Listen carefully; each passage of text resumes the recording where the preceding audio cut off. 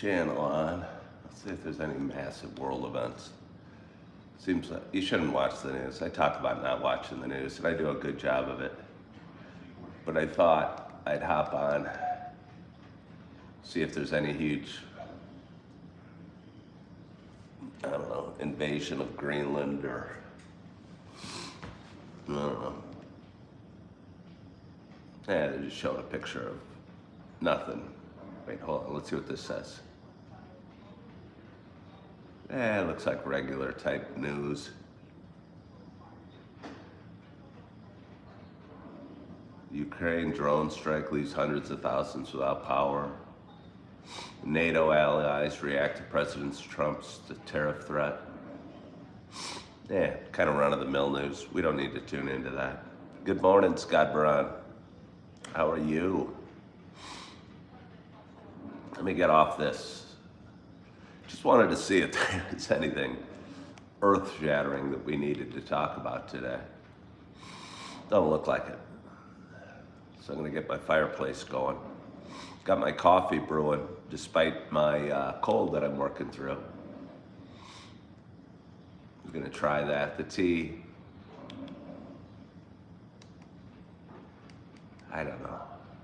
I ended up going to Starbucks yesterday, had some tea, went to the one I wanted to go to, and I ordered like 5 packs of honey with it.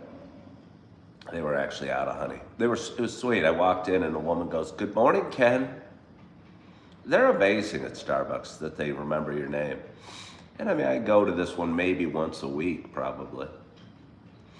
And she started brewing up my drink, a coffee, but I ordered a tea. I just thought it was sweet that she cared enough to remember and what have you. But either way, my Starbucks did not have honey. I stood there and I go, wow, I really want it. It's almost enough to go to the other Starbucks. She goes, yeah, it's not far away. And I go, I really want this location. I'm gonna stay here. It was nice. Would have been a little bit nicer with honey. All right, so we got my fireplace going. We got my nearly empty candle. We got the coffee brewing up over there. I think I'm gonna sit at the table this morning. And gonna bring you guys along. Probably have to turn on that light. It's kind of dark out. Let's show you what we're looking at. It looks so pretty over there. If I move, I'm gonna be sad. I mean, I'm sure I'll be happy in other ways. But it's really neat having, yeah, I mean, that just looks super cool. Looks like I'm like in a fish tank or something, this giant window right here. And living in an urban location is cool. But I miss my little ones, I'll tell you that. Put that down. Plop this right over here. I'll use this cup today. The classic Coffee with Ken cup.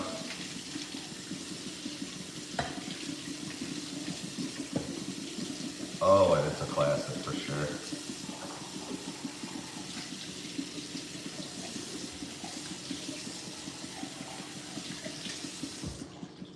Should be good to go. Good morning, Opal. Good morning. Is it cold over there? Well, I would bet it is. I don't know how cold. I bet it's below 10 degrees cold.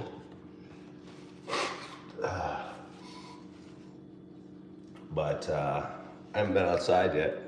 I may not go outside today. I might hide inside all day. Hibernate a little bit. Thought about doing that yesterday after I finished up my show with you guys. I was really feeling kind of run down, and I laid down in bed and kind of had the chills and slept for about an hour.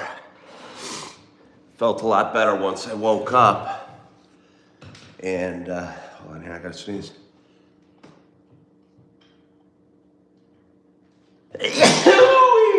Decided to head off to church, and it was kind of an interesting service. I don't know if I want to talk about it or not. It's almost a topic that I don't avoid many topics on this show. Look at I look like dog crap. It looks like I'm crying. But good morning to you. My name is Ken Tracy, and this is Coffee with Ken. Good morning, Jim Rat. It is Monday morning. Is it January 19th? I think it's January 19th. It is 6:22 a.m. Happy Monday morning. I believe it's Martin Luther King Day, Martin Luther King Jr. Day. And I think that it is because my school is closed today. And I work as a substitute teacher, a lot of you know, part of what I do. And there was no shifts to pick up because they have the schools shut today for Martin Luther King Jr. Day. I don't really have any planned celebration for Martin Luther King Day. I don't have any planned celebration. I didn't really even do anything for Christmas. I just kind of hung out in my apartment.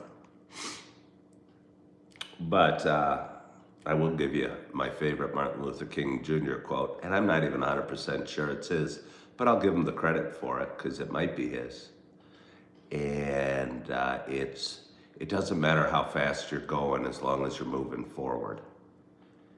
And I think that's a big one. I'm sure it was big in the civil rights movement because the changes that they made in the United States, probably in the world, didn't happen overnight.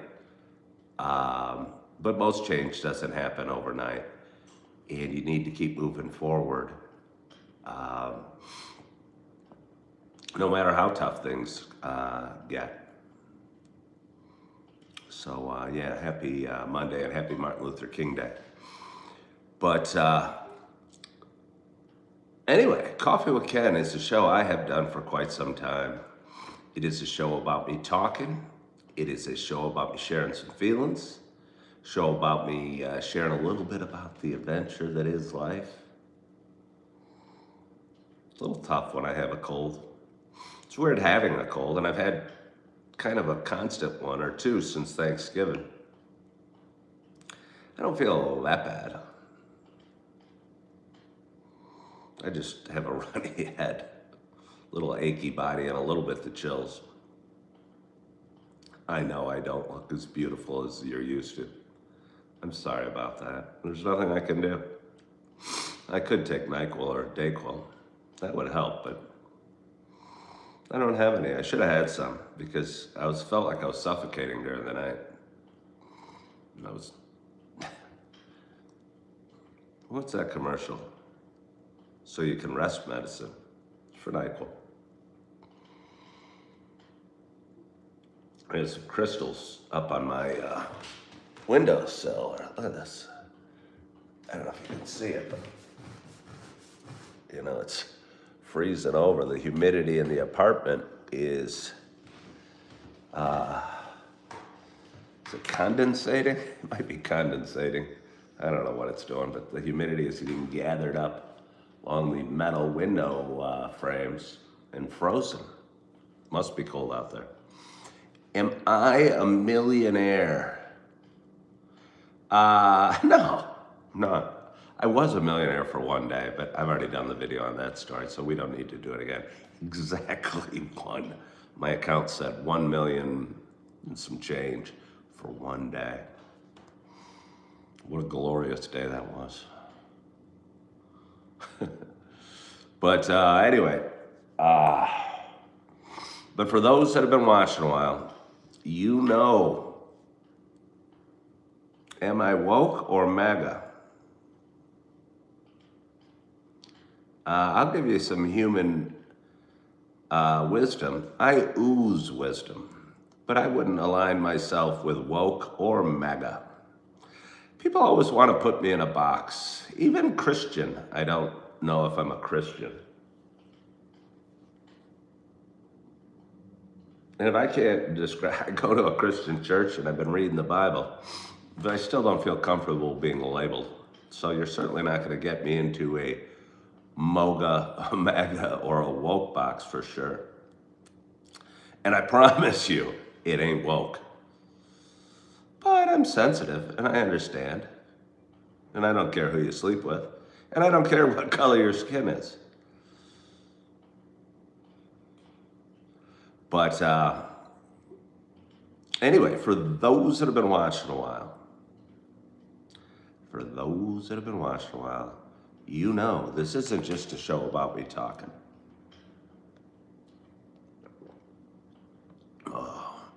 You know it's also a show about me sharing my love of coffee, which will be tempered just a little bit with my cold. But with that in mind, I have not one but two candles I haven't lit yet. Let's have my first sip of coffee and then light the candles. It's a show about me sharing my love of coffee. And with that in mind, I mean, you know it's a show. You know it's a show with a glorious audience that grows every day because I have such a fine-tuned introduction. And with that in mind, I got a nice hot cup of coffee in front of me. And I am excited to have my first sip at this kind of normal hour for a Monday morning. My hope, and it's just a glimmer of hope. Jim Rat's probably drinking a protein shake, and I don't know, 55's probably on her treadmill drinking water. Who knows? But either way, my hope is that wherever you are and whatever you're doing, that you have a hot cup of coffee in front of you as well. Cheers to us.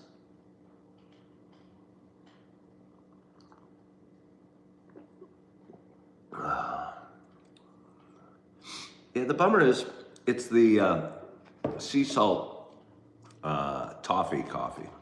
You just can't really taste it. You just can't really taste it when you're got a cold. I should have just made the run-of-the-mill coffee because I really do enjoy this coffee. I'm gonna imagine I'm getting all that delicious flavor.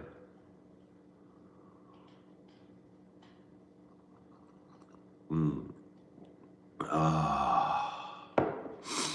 give you some wisdom. It's not like a shot where I could inject it into you. It's not like I speak I'm doing a sermon on the mount. I do tend to say some somewhat cryptic, I like to think fairly wise things, to funny, to stupid. I do a variety of talking on my show.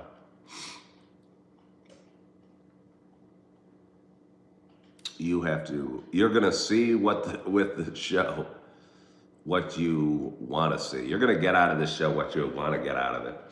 And it's funny, I got a group of people that don't like me, and they watch my show and they say, and they've been watching it for years, and I go, why do you keep watching it? They go, we can't, it's like watching a train wreck. And I was thinking, to them, my life looks like a train wreck. But to most people, it looks like a guy picking himself up after a divorce and putting the pieces back together, kind of a rising phoenix, if you will. But all they can see is a train wreck. And again, people see in life what they want to see or what they're looking for. And I can't change what other people feel or think at all. But the one thing I do know about those people is they can't take their eyes off of me. And for a guy that is a, growing content creator, it's gotta be a good thing if you got a group of people that can't take their eyes off you.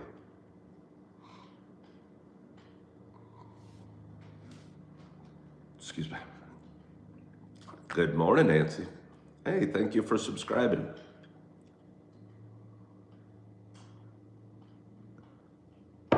Oh, I'm putting somebody in timeout. Does anyone know why that person got in timeout? Does anybody know why I put that person in timeout?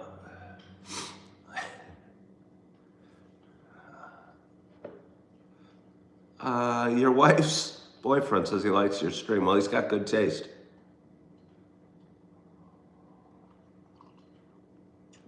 I had a few people send me a link to one of my videos that was shared over on X.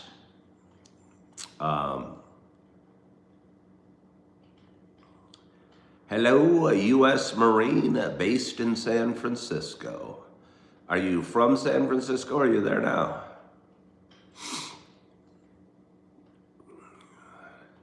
Jim Rat, why did I put him in timeout? Because he started with 2 dirty words.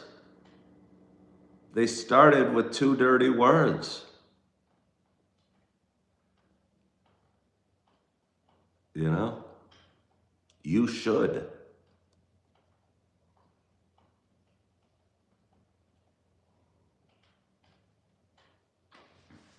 Two dirtiest words in the English language. I just said it. Those words. You should.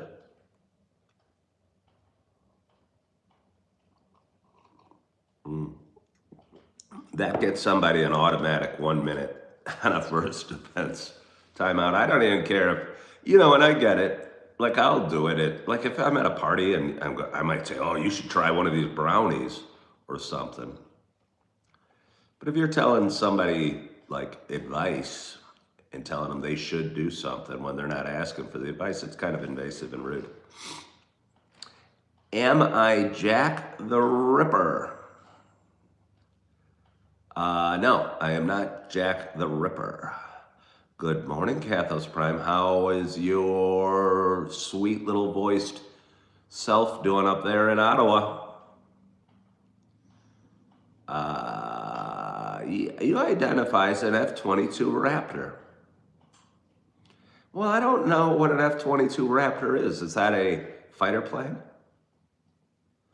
I mean, if you identify yourself as an F-22 Raptor, first of all, I find that somewhat unusual, but I'm somewhat curious. Can you fly?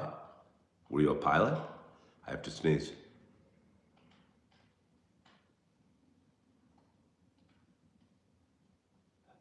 Can't quite do it. Can't quite do it. It's a fighter jet. Well, I thought so. Is that like a new generation? I watched the show Maverick again the other day. And really enjoyed it again. It's a pretty good, darn good movie. But Tom Cruise's character was Maverick. I don't need to say Tom Cruise character. If I say Maverick, we know what I'm talking about. Maverick was warning his students about the dangers of going up against a 5th generation fighter. I wonder if an F-22 Raptor is a 5th generation fighter or beyond.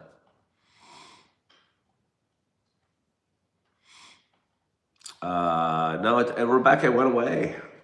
First time on my channel. Well, welcome aboard. They have F-35s now. All right. Well, I don't know. I can't keep up. Any topic okay here. Just don't tell me what I should and shouldn't do. I mean, you can. But I'll put you in timeout. They were built in the early 2000s. Oh. So for some reason, you like to identify yourself with a early 2000 plane. Oh, you're sweet. You had pizza for breakfast. All right. All right. Was it store-bought pizza? Did it have pepperoni on it and sausage, maybe? Gramps is waiting to sneeze. I'm hoping I can. It's close. It's close. This was my night. This was my night. Look at this. I got a big teardrop. Can you see it? I don't know if you could see it, but big teardrop is coming down my cheek. That's not good. That's not good. You don't want that. I mean, it's kind of good when it's actually a teardrop and you're releasing emotion. I think it's healthy to cry. Might even be healthy. This must be healthy. This must be the body doing something. The body's pretty smart. The body's pretty smart. It knows how to take care of things, you know? It's not always pleasant.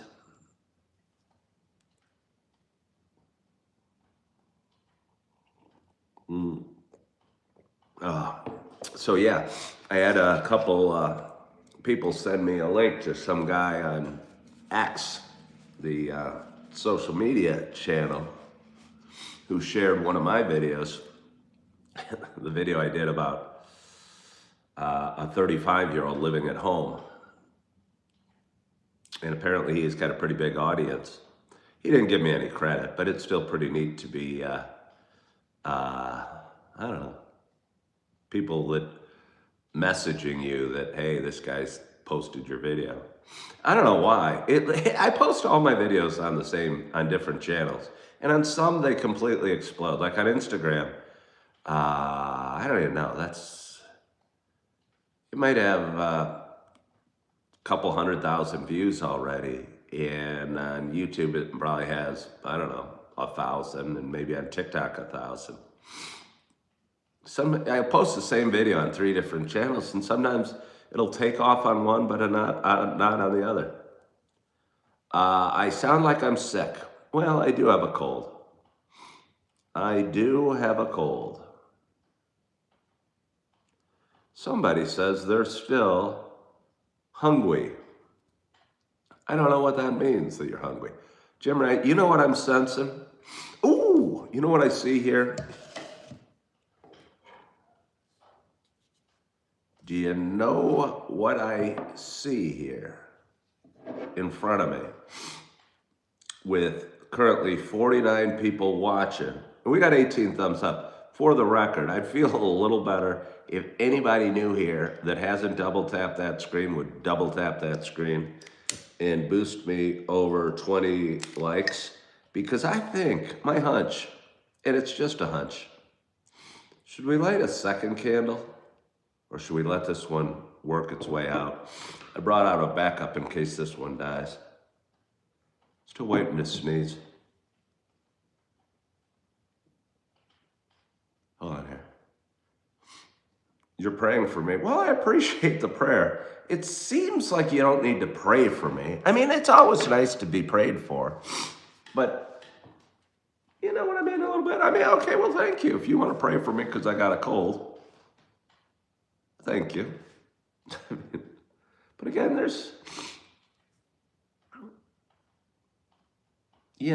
think I'm on a process. I have to run through the process.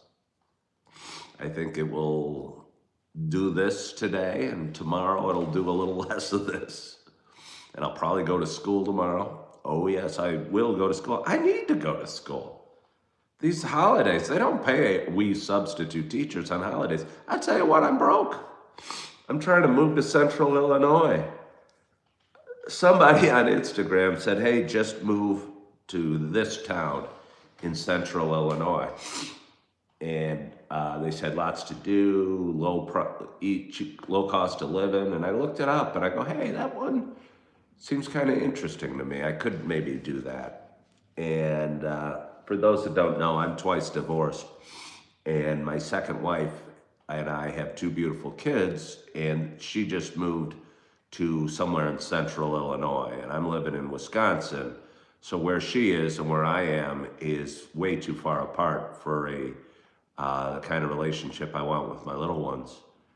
And so I'm looking to move from this place that I've called home for the last year and find a spot in Central Illinois where I don't overly know. I mean, I'm from Illinois, but I'm from the north part, western suburbs.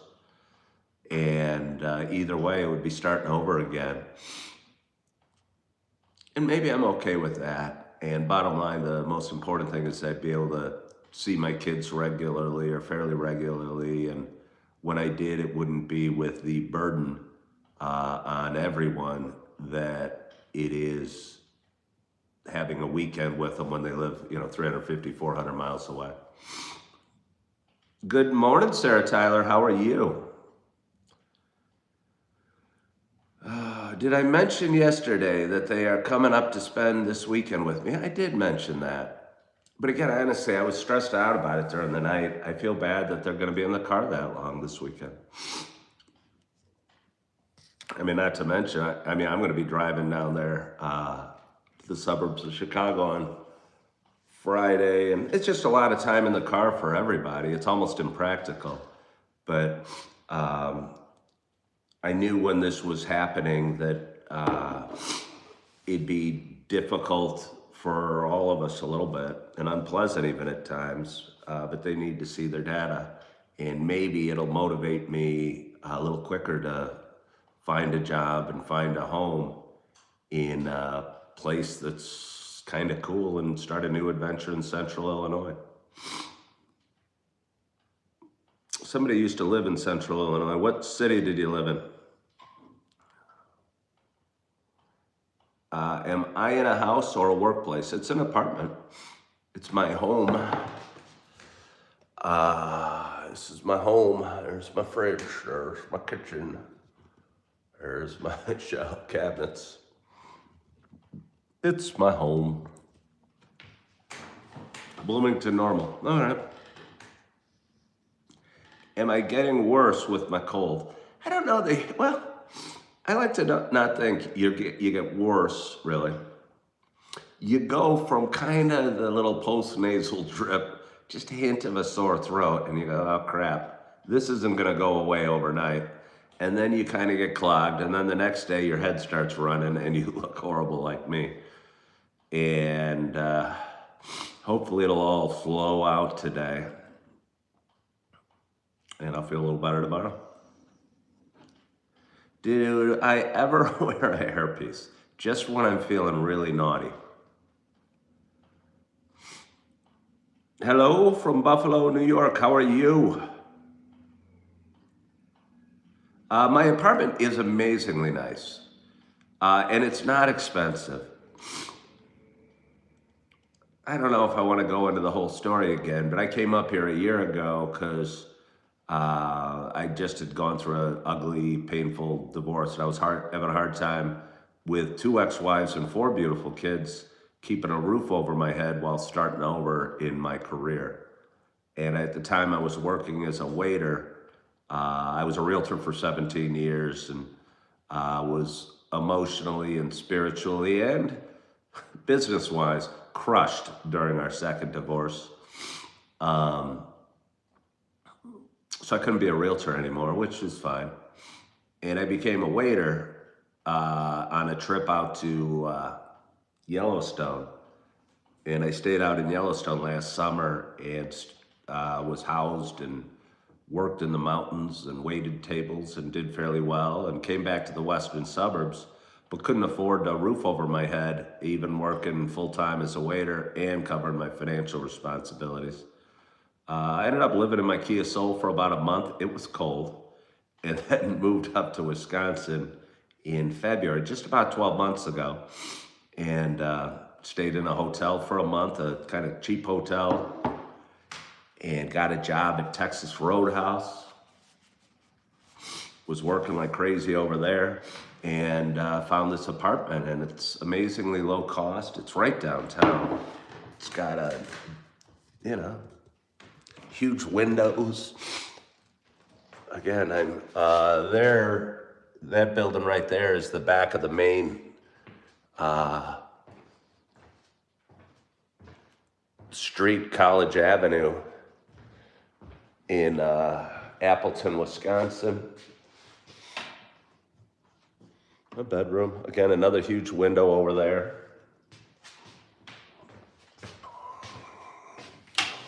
You don't really need to see my bathroom, but my bathroom, it's got a bathtub. It's my biggest hobby. And I'll tell you what, might be outside of this, but the favorite room in my house is this one. It is my laundry room, and I will tell you what, it is wonderful. I've been looking at places online, again in central Illinois. I don't want to live in a place that doesn't have laundry in my unit. Hold on, I gotta sneeze. Not quite there. Not quite there. So, yeah, that's my apartment. Let's get a little more coffee. But anyway, again, somebody suggested a town in central Illinois that I hadn't really thought much of. And I did a little poking around, and it seems like it could be kind of cool. So it kind of reinvigorated me for a move. And I talked to my buddy, one of my buddies that I went to college with, and he knows my story and has been one of my best friends for, I don't know, almost 40 years. It's amazing. And was telling me I should do something else besides just substitute teaching or waiting tables, and something that would give me a little peace of mind, and was telling me about, you know, kind of building me up and encouraging me, and kind of got me excited. And I, with the help of ChatGPT, I started playing around yesterday online and asking, I tell you what, ChatGPT what they think of various things. And it's amazing. It'll give you pretty good answers. Good morning, Julie Flanagan. And I said, well, how do you go about, you know, here's what I'm good at, what, you know, this is where, and it says, well, you want to move here to be close to your kids. You could, you know, these towns are good at this industry, and, you know, you're more likely to get a job at, you know, if you're moving to Springfield, Illinois, in the government, because, you know, they got a lot of government jobs and what have you. And threw out some suggestions for me. And I go, well, I would like that. I'd be good at that. How would we go about getting it? Well, that's a great question. It's always very encouraging, by the way.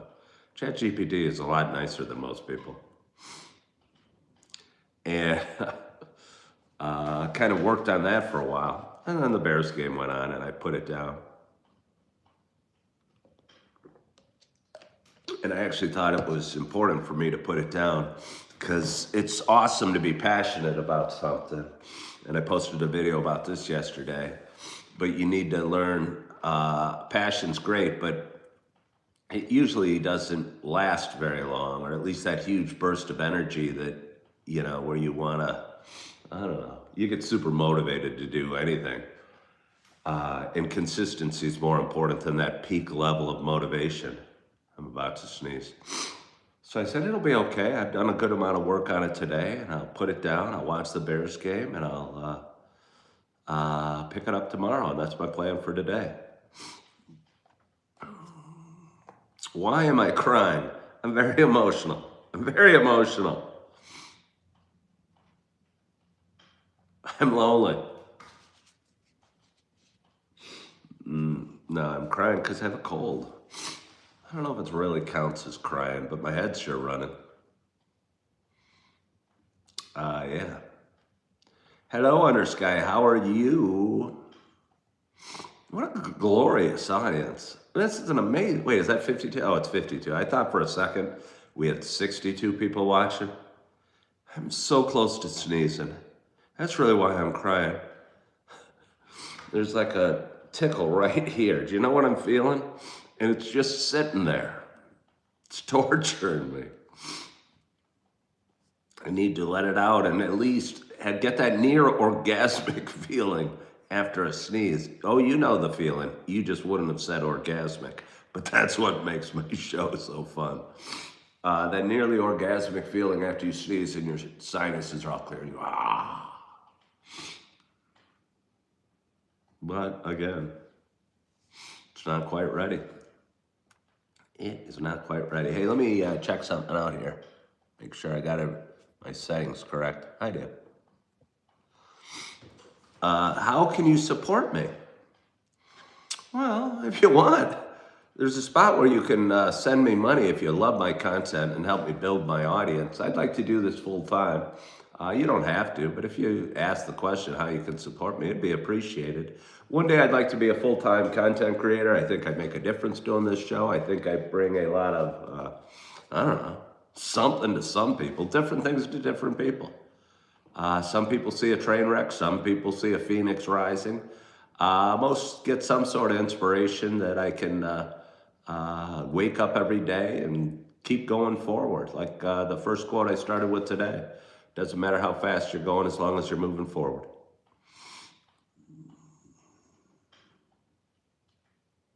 Johnny Carson compared a sneeze to an orgasm. Julie Flanagan, you're making it seem like I'm copying him.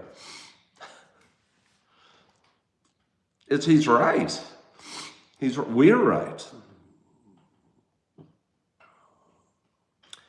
Brian says, I'm an amazing content creator. I appreciate that. I don't know that I'm amazing. Well, I appreciate it. Okay. I stick at it. Again, I don't know. People watch. I can sit here and drink coffee and talk and just be myself, and people watch.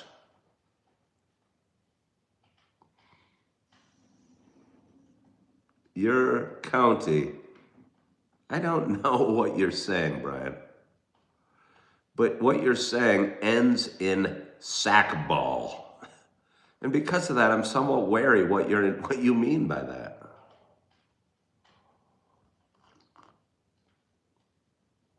Oh, well, thank you. So anyway, it's Monday morning.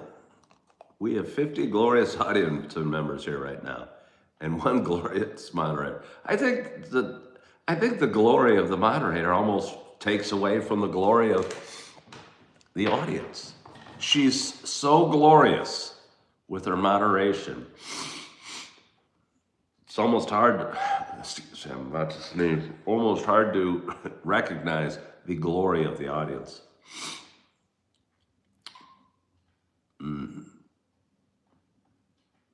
It's almost hard to read. Gym rat, I can't go to the gym like this. I think I was feeling guilty as I was waking up this morning going, I won't be able to work out. Gym rat might be disappointed. It's all right. Again, it's not the level of you at the top. It's just consistency. And you can take some time off in anything you're doing when you need to. And I think I get a hall pass. Kids these days. Can I go to the bathroom? Can I go to the bathroom? No, class is out in 3 minutes. Sit your ass back down. Bathroom.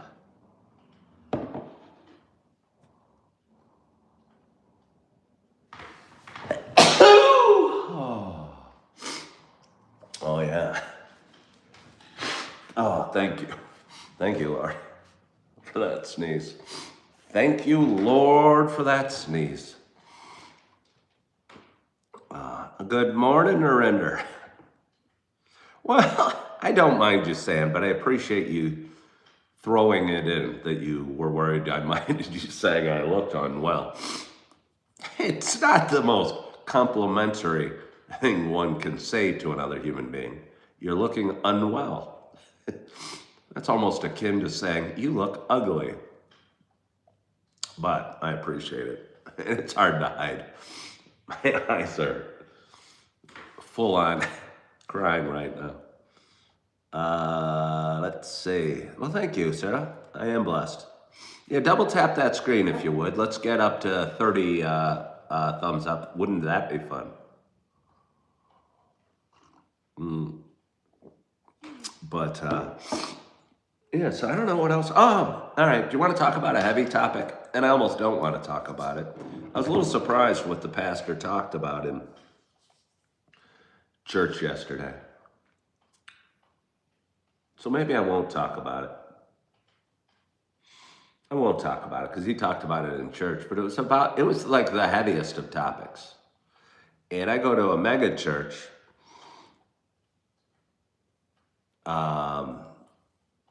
There's probably 800 or 1,000 people in there.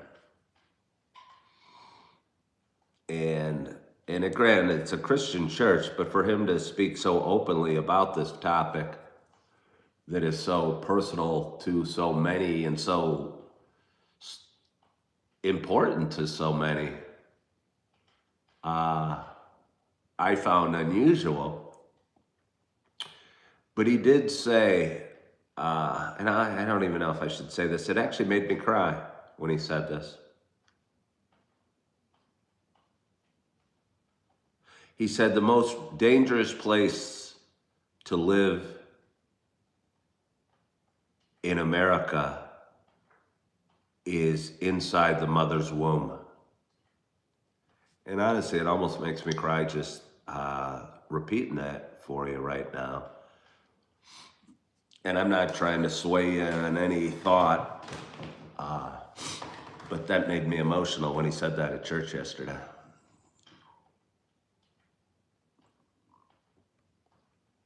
Oh.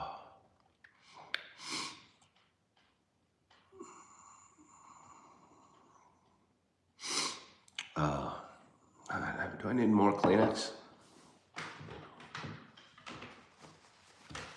Oh, it's not quite Kleenex. Paper towel. Paper towel. And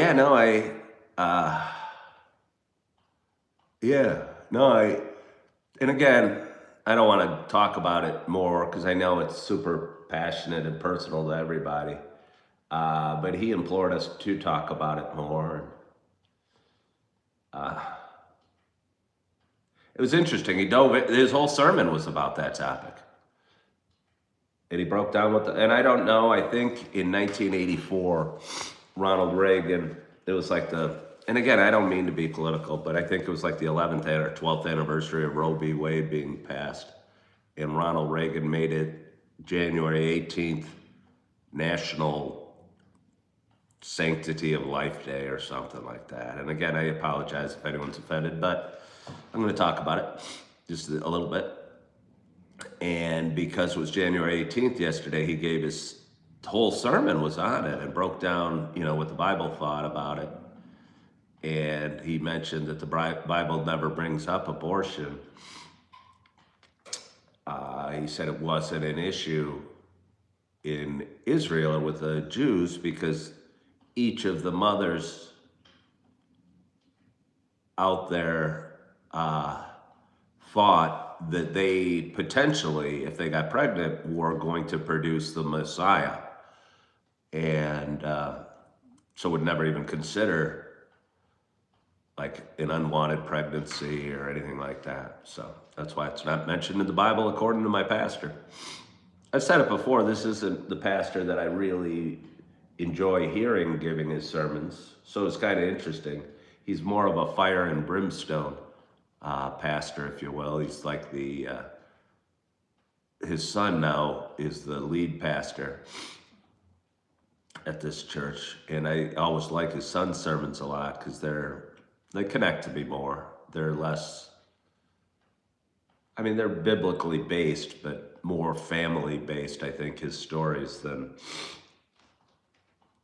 his father does, so.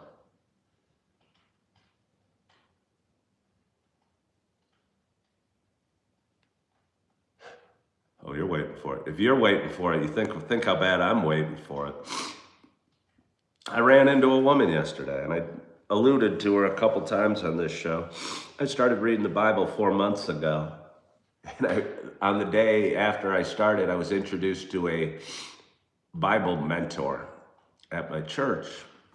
And she suggested I start with the New Testament and skip the Old Testament. I go, no. I'm going to read it cover to cover.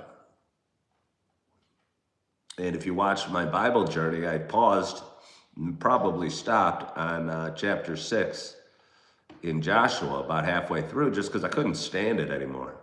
I really couldn't.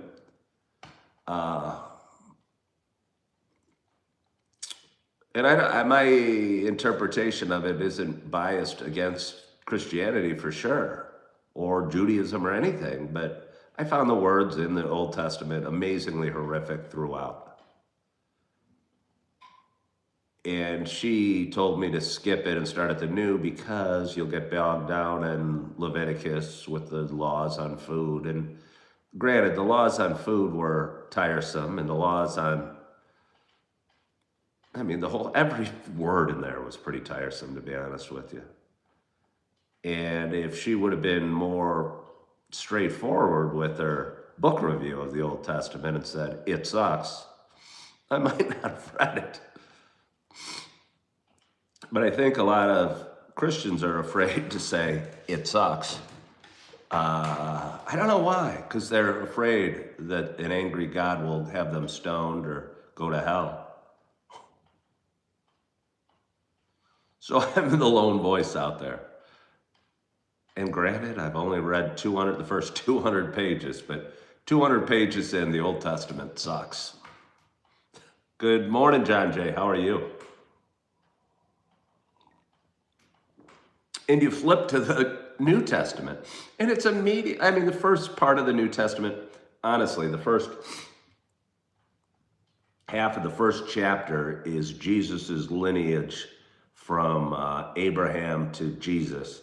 Kind of interesting, just because if they can do a lineage history, if they've tracked it from Abraham to Jesus, it's somewhat interesting, but it's not super light reading. It's, I don't know, 50 generations or 42 generations of fathers to sons to fathers to sons to Jesus, which is sort of interesting. But then it gets into this light, feel-good wording that did not exist in the Old Testament.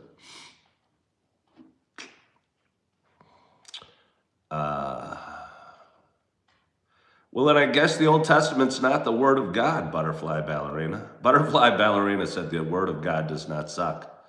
Well, then the Old Testament isn't the Word of God, because the Old Testament sucks. Let's see. Howling Moon. So the Old Testament is almost a book of evil, maybe a book of necessity, I don't know, as a forward to the New Testament. Okay, well, all right, it's a book of evil, I don't know. And it's a badly written book of evil. It's boring as hell. It is. It's either evil or boring as hell. So is Israel the covenant of God? Or Zionism? Are you Christian Zionist? I don't know what that means, Zionist. And again, I don't even align myself to Christianity. I don't need to be a part of a club or label myself.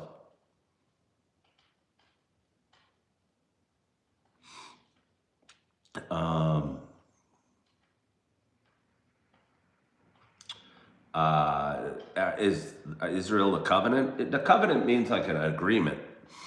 And I don't understand. Again, I just struggle with the God had chosen people and said, these are the people that we're going to choose and we're going to slaughter everybody else. I don't believe that happened. I don't.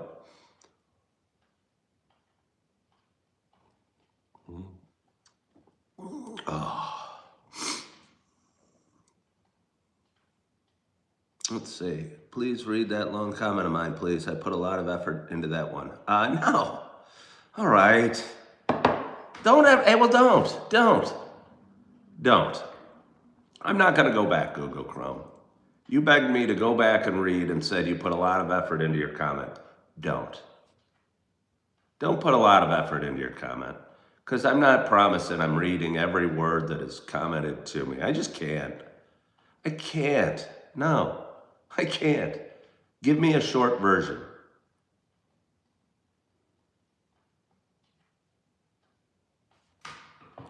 All right, but don't ever do that again.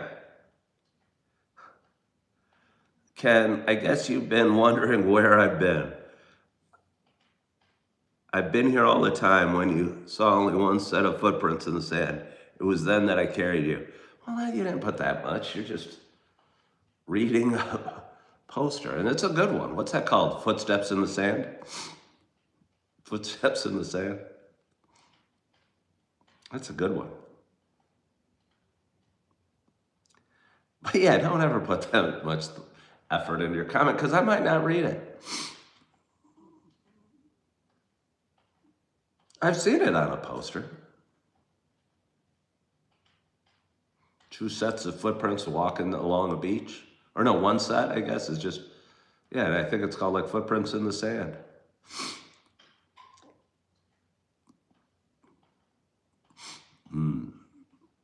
Oh, that feels good. So, it's Monday morning. It is 7:06. We got 57 people watching.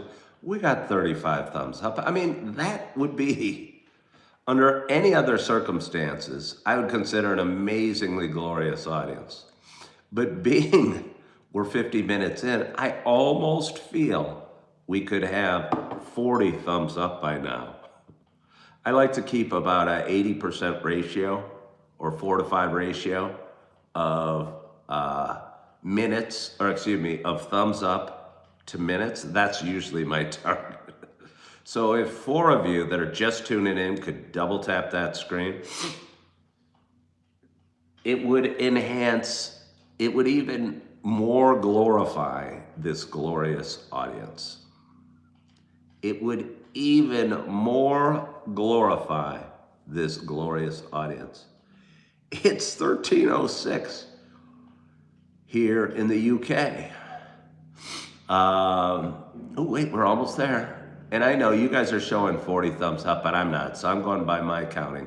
One more double tap, come on.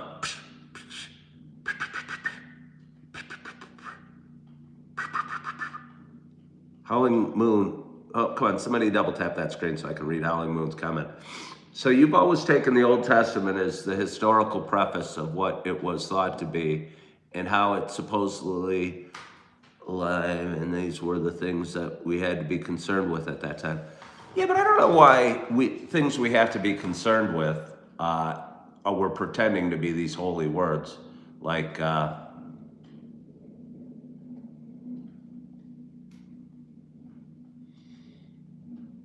I'm drawing a blank on the disease. Yeah, no, I just think it's written by a bunch of men that are trying to do whatever, set the rules.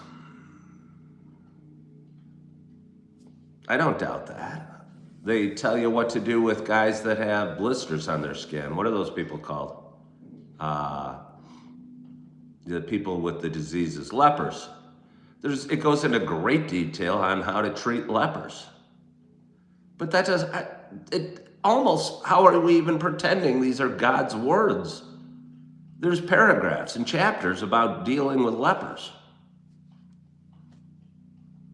They're just words written by men.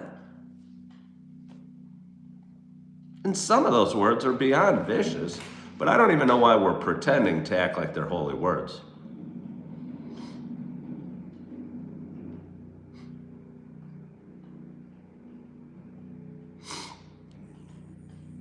How have I been? Orange juice. How long has orange juice been an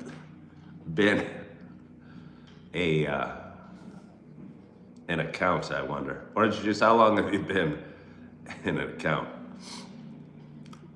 I gotta sneeze.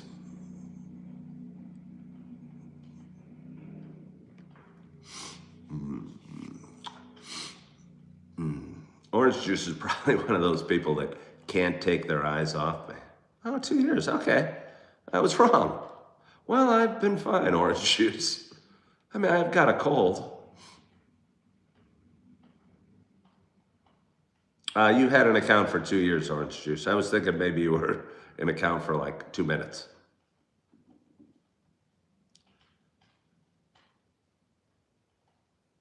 If religion was a corporation, it makes Apple and Google look like a joke. I don't know what you mean by that. I don't know what you mean by that.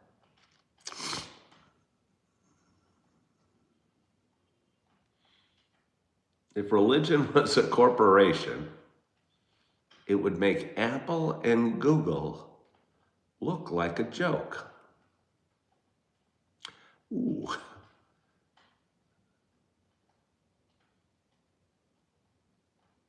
All right, well, thank you, orange juice. I thought, because I had a cold, I have people that can't take their eyes off me.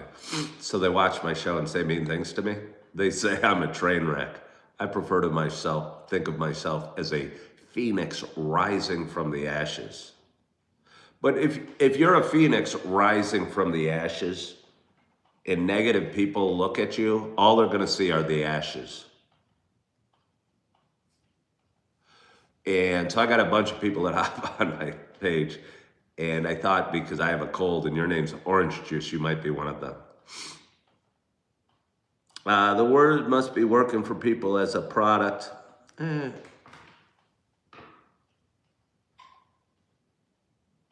Is all I mean. Oh, you mean they're doing a good job selling it? They're doing a good job selling the word? Because I think we all crave understanding or meaning or something. I know for me, I felt afraid. I mean, I felt afraid this morning, especially during the night. And having a place to put your fears feels really good. And a understanding of why. You know when you used to ask your parents, well, why can't I go to Jimmy's house and play? And your mom would say, because I said so. You didn't always love it, but oftentimes that was enough. You're going, well, that's a microphone drop by your mom. And the same goes true. I think if you have faith, you might lose a job, let's say, and you'll go, God, why did I lose my job? Or break up with the woman of your dreams or something like that. And God won't say this, but in my mind, I kind of think it was commanded by God, like God saying, because I said so. And I'll go, well, that's enough. If God said so, there must be a reason. Makes me feel good. Somebody called me a weirdo.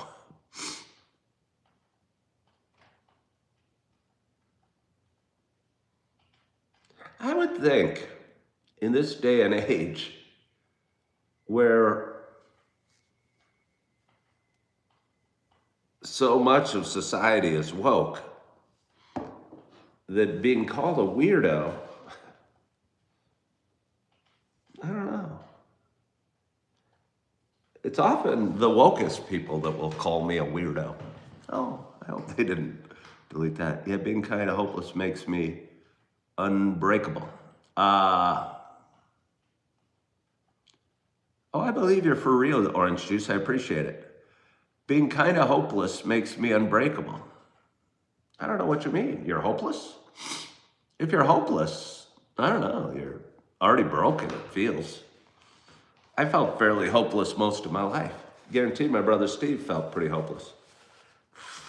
Oh.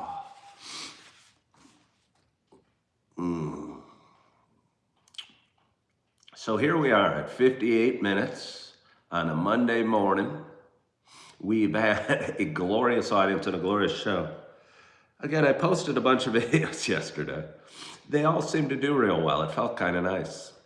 I went through 10,600 subscribers. Thank you. We're 10 for those mathematicians out there. We are 10.6% of the way to me getting my silver plaque. Again, I'm making the plaque. I'm imagining the silver plaque huge, like 5 feet by 3 feet. I'll have to get an extra large moving truck if I move just to carry the plaque. But I have a feeling it's gonna be like this.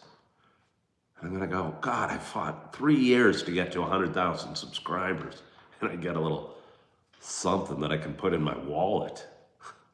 Wah, wah, wah, wah. You see the basketball long sleeve. Did I play basketball or coach at one point in time? Well, that's a great question. Hello, Timothy, how are you? No, I mean, I've played basketball, but never well. On Instagram, about a year and a half ago, I had I used to go live on Instagram and TikTok. And now I go live on YouTube. So I don't know what's going on with them anymore. But I had the assistant coaches from the Duquesne Dukes, which is a college in Pittsburgh, or out in Pittsburgh, that would watch my game, or excuse me, would watch my show every morning as they're doing, I don't know what it is they're doing in their office. And I had one of them reach out and ask me to send it was one of their birthdays, so I sent them a video, a happy birthday video to one of them. And they ended up inviting me to a game in Chicago. I was living in the suburbs of Chicago at the time. Duquesne was playing DePaul University, which is I think it's a Catholic, or it's a college in Chicago. And they played them in a basketball game and invited me, and I sat in the front row, and all of them came up and said, "Wow, it's awesome meeting you." And they gave me a couple shirts. They got crushed in that game, and it was unfortunate because it would have been nice. I feel after the game, they had to go into the locker room and probably have a stern meeting. So it was not as celebratory as I would have. I liked it to be, ideally, but it was still neat sitting in the front with like the players' parents and having the coaches come up and say, "Hey, it's wonderful to meet you. I kid you not, somebody said, "Wow, you're like a legend." Boosted my ego. I mean, I was living in my Kia Soul at the time. It didn't boost my ego that much, but it kind of moved it from here to here. And again, gave me a couple shirts, so that's why I'm wearing this.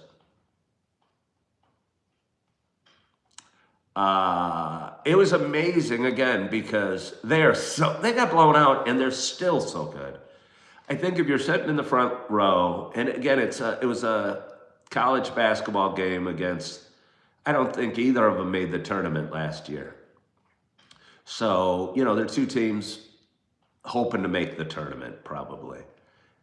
And to see how fast they move and how good they are at shooting, and how a guy is open for a second and there's a hand in his face within a split second, just to see how hard they're moving all the time and how fast they are.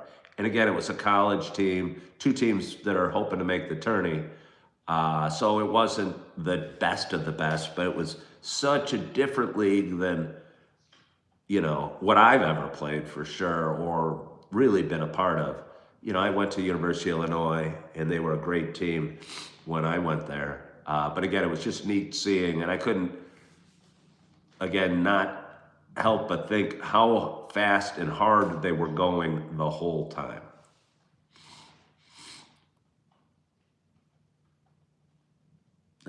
We who are Gen X are in the realm of weird. Wow, that almost sounds like a movie, The Realm of Weird. Has anyone seen the movie There Will Be Blood? I think it came out in 2007. It was Daniel Day-Lewis starred. I heard it was very good. He may have won an Oscar for Best Actor in it.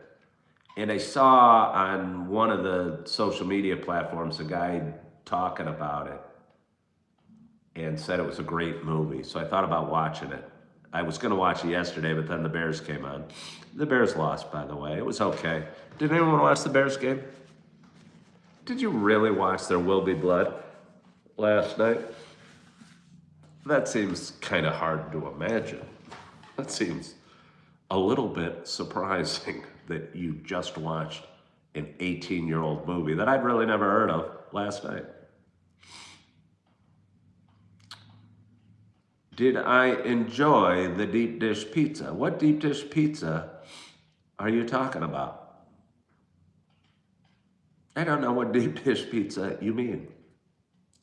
Yeah, Julie, it was a good game. I'll tell you what. I was sitting there laughing at the end of regulation when the Bears got that touchdown to put it into overtime. Yeah, I was going, oh my God. Oh my God.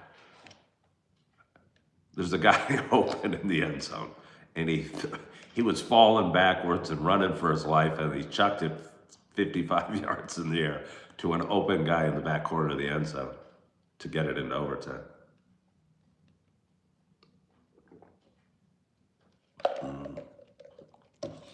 Am I a gambling man? I bet $1 on the game with a dude that lives down the hall. Some older guy that was a vet in the Air Force, and he's a real nice guy. And we bet $1 on the game. So, again, I talked about it before. I used to do a lot of vices. I used to drink and smoke, and I mean, I'm not totally sure sex is a vice, but I think I just used it to soothe the demons inside me, like to a weird level. Not weird, like necessarily crazy kinky, but the volume was pretty high. And I used to gamble a ridiculous amount.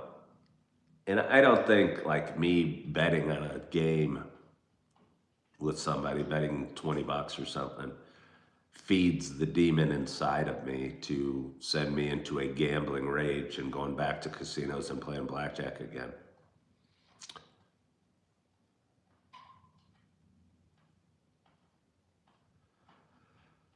Best representation of transactional evil you've seen. And yeah, you watched it last night and you were like 5 when it came out.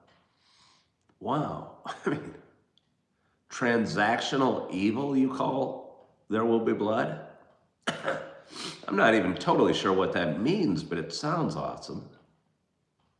Are you sure you're not AI?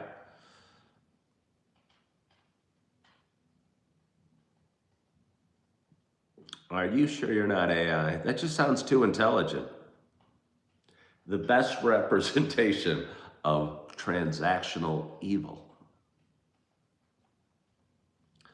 Again, I haven't seen it, but I heard it's good from this guy. I'd never even heard of it.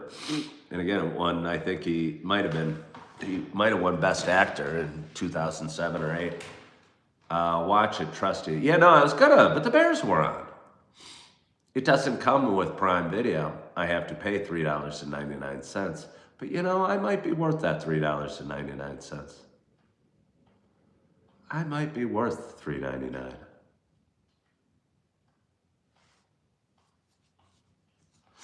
You took $10 all the way up to $300, and then you stopped. You've done it twice this week on roulette. Well, I don't know what to say about that. I'd almost say, I won't even say congratulations,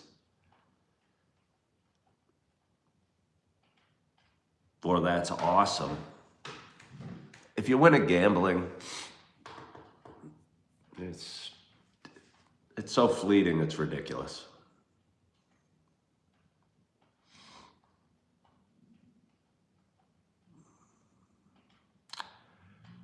Did I know Matthew McConaughey is suing AI? Not really.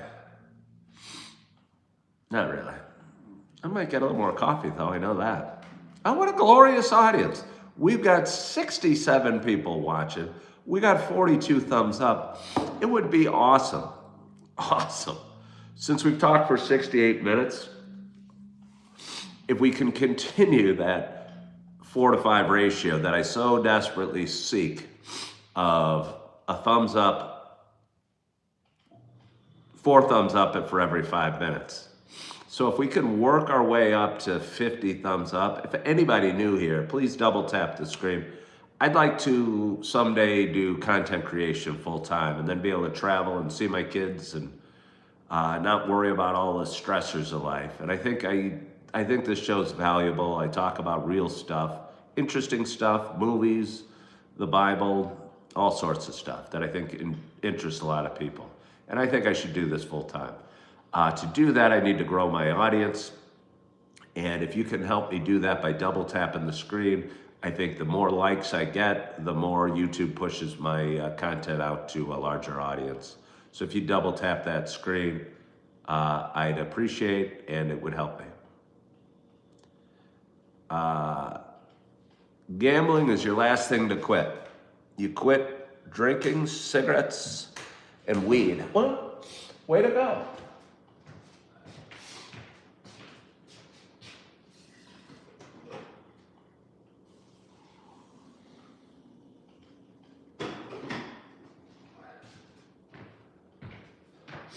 I personally never cared for roulette a heck of a lot. It was just too slow. Took too long for everyone to place their bets. And they put that little glass thing down that meant you couldn't place any more bets. And then they spun the ball and I went, and I'm going, shh. I could already be 4 hands into blackjack. Does it cost to subscribe? No, Alice, it doesn't cost to subscribe. It doesn't. You get all this glorious content for free. If you're like a lot of my viewers, we got 45 thumbs up. Double tap that screen. Come on, let's get to 50 likes. Double tap, double tap, double tap. If you're like a lot of my audience, I don't know. I don't know. You might end up becoming a member. I don't know why. And then you get a little green name. And then I do these super valuable lives, if I got my laptop, where I have members-only conversations. But I've only done one of those, and I only had 2 people commenting. It was me and Kathos and Sadman Islam. We had a nice chat, but it wasn't as glorious as I'd like. Any life advice for young men in their midlife? Well, specifically, what do you mean?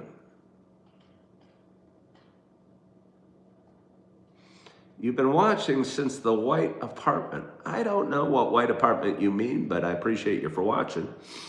Yeah, don't just ask for life advice, because then I feel like some old fart telling you to keep moving or keep going forward or something like that, or don't drink alcohol or something. Something preachy. But if you've got an issue you're struggling with, I think I should be a counselor. How do I become a counselor? Do you need a license for that? Or do you only need a license to be a therapist? I think I could sit down with people and talk to them and find out what their dreams and their passions are and guide them in a direction that would be good for them.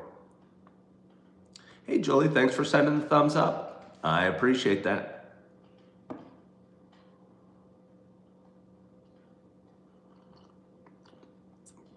All right, so we've decided.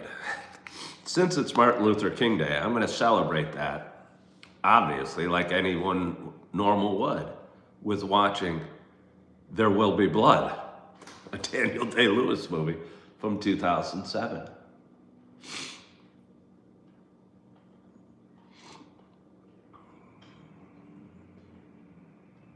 Somebody said a master's degree. I'm not sure you need a master's degree to be a counselor. Do you? There was a long-term substitute position open in a nearby school district from where I live, and it was for a counselor. I go, wow, I'd like that. But yeah, I think he needed some counseling experience. All this experience, it's a bunch of bunk if you ask me. I've got a lot of experience. Look at all the how well I've gotten to know the human condition by doing my show. It's just a personal little project I started on a whim like 6 years ago. And I realized people started watching.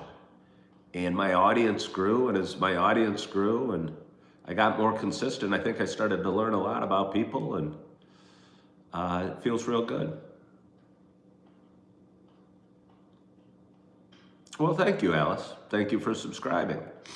You are moving me like 1/100th of 1% closer to that glorious silver plaque. It'll be, again, it's going to be like the size of a credit card. Hello, 100,000 subscribers. Nice job. That's my little plaque voice. Versus the diamond plaque. I mean, it's not fair that people have like millions of subscribers on YouTube. That's just not fair. They should give me some of theirs. Especially that dude on X who shared my video. And it's like 360,000 subscribers, I heard. He shared my video and he didn't say, hey, go subscribe to Coffee with Ken. He's where this great content came from. Nope, just shared it. Didn't say who I was.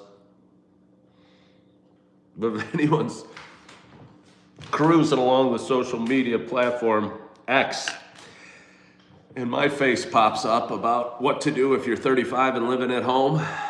It's not my channel.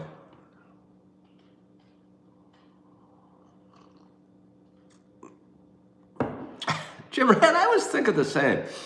Jim Rad, who's very observant, by the way. He's good at a lot of things, this Jim Rad, but the one thing I like about him most is his observational skills. And he couldn't help but notice that he was absolutely amazed with how glorious this audience is. Somebody suggests I make my own, 10,000 plaque? Oh, because I have 10,000 subscribers? I don't know if making a 10,000 plaque would really make me feel any better.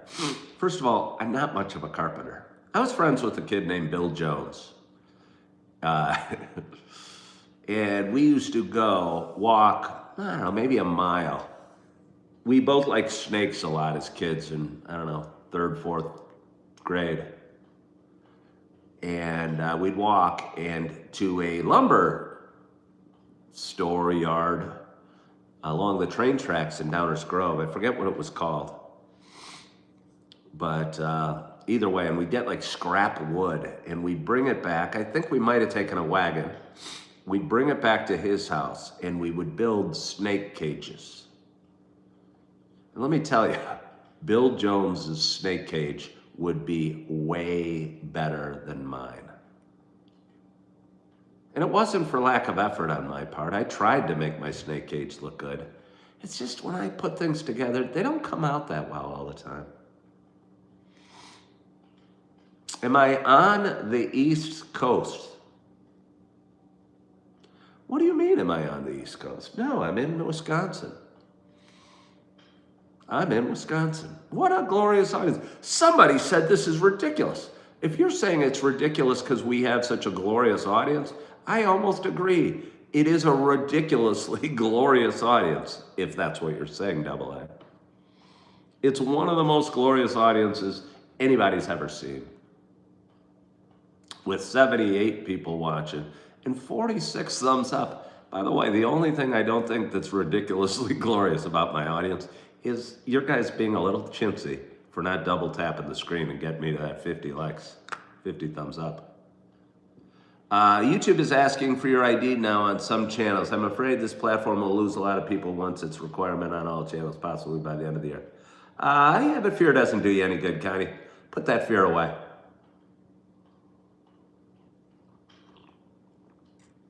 Oh, I trust in YouTube. And again, people were saying, what are you going to do when TikTok goes away? A year ago at this time. It was right about a year ago. And I was going, oh, that's not going to happen. And then they did it. Little did I know that we'd be taking over Venezuela and almost invading Greenland and, most miraculously at all, changing the name of the Gulf of Mexico. I didn't think TikTok was going to go away at all. And then overnight, it got banned. So I go, well, I'll just go over on YouTube. So something happens with YouTube, I'll take my stuff elsewhere. Was it exactly a year ago today, 55? Oh, well, this should be a celebration then. Or maybe tomorrow should be my 1-year anniversary of going live on YouTube. Again, yeah, it got banned, so I went on live on YouTube and I was fairly surprised at the audience.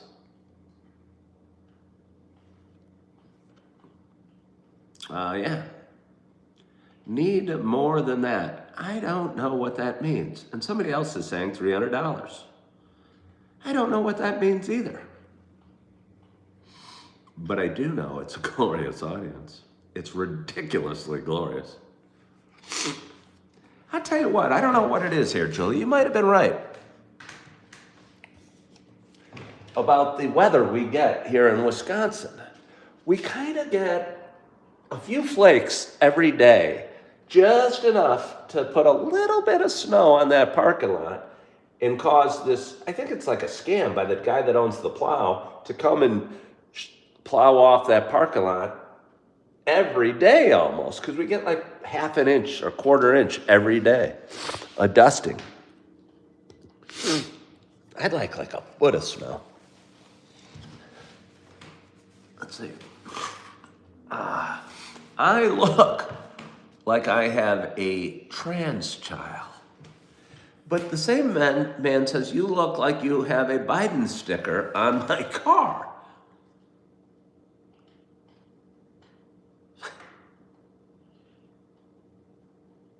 I mean, what kind of car do I have my Biden sticker on? John Jones, in your mind. What kind of car is mine? Is it like a Subaru? How old is my car that has the Biden sticker on it and my trans child?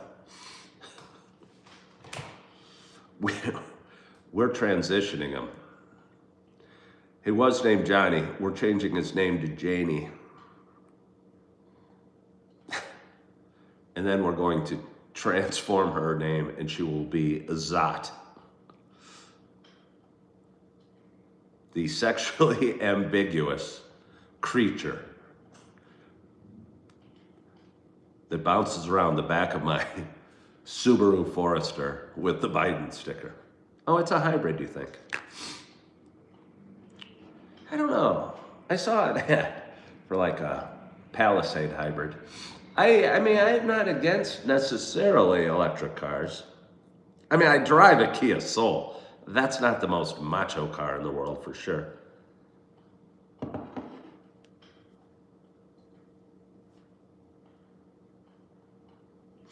Hold on, I gotta sneeze. It's funny, John Jones is saying, I look like I refer to a single person as they, them. I get attacked from both sides. No matter what, I get attacked. Again, you can look at me as a train wreck or the phoenix rising from the ashes.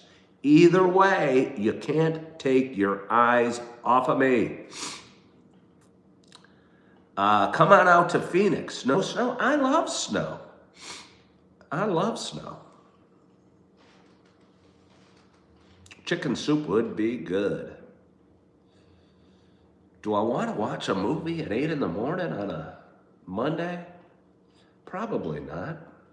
Oh, I remember. Julie Flanagan thought it would be a good idea for me to go ahead and eat my blueberry pancakes yesterday. I'll tell you what I did. I got the Mrs. Butterworth pancake mix the other day. I didn't find it as good as it used to be called Aunt Jemima.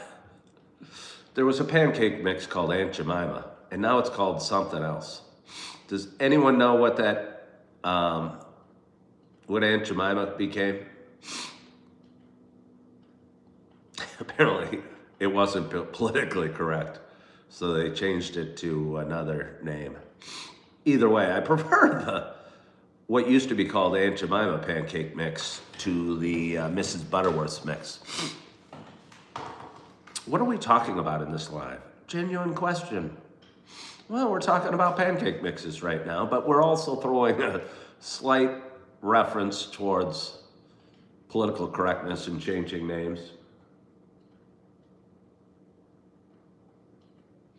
Nobody's telling me what Aunt Jemima became. Maybe it's been, it changed like overnight. All of a sudden I'm going, wait, where's my Aunt Jemima pancake mix? That box looks vaguely familiar, but it's no longer called Aunt Jemima.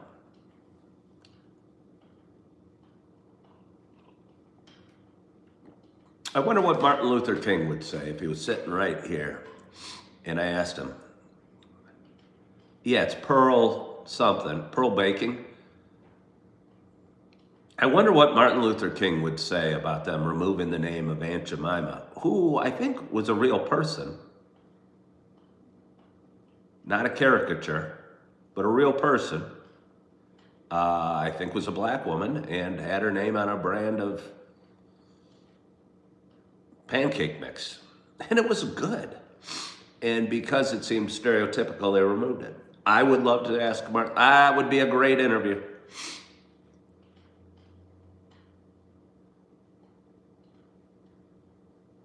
That would be a great interview. I think I enjoy interviewing. I'd be excited to do that interview, obviously.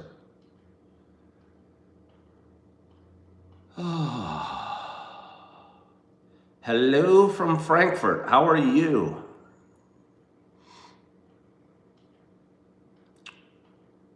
Somebody said Aunt Jenna. Was her real name Aunt Jenna? I don't think so.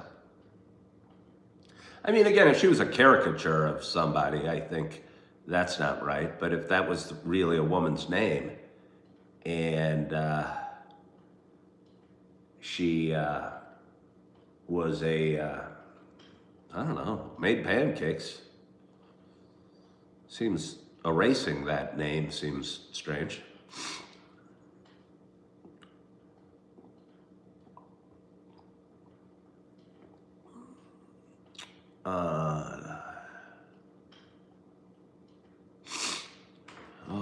I gotta sneeze.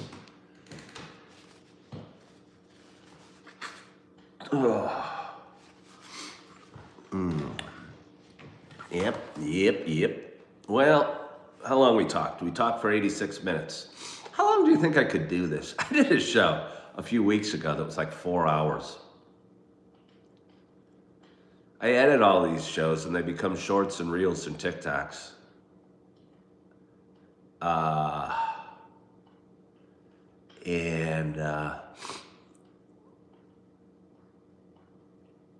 I'll tell you what, to edit that 4-hour one's gonna be a real big matzo ball.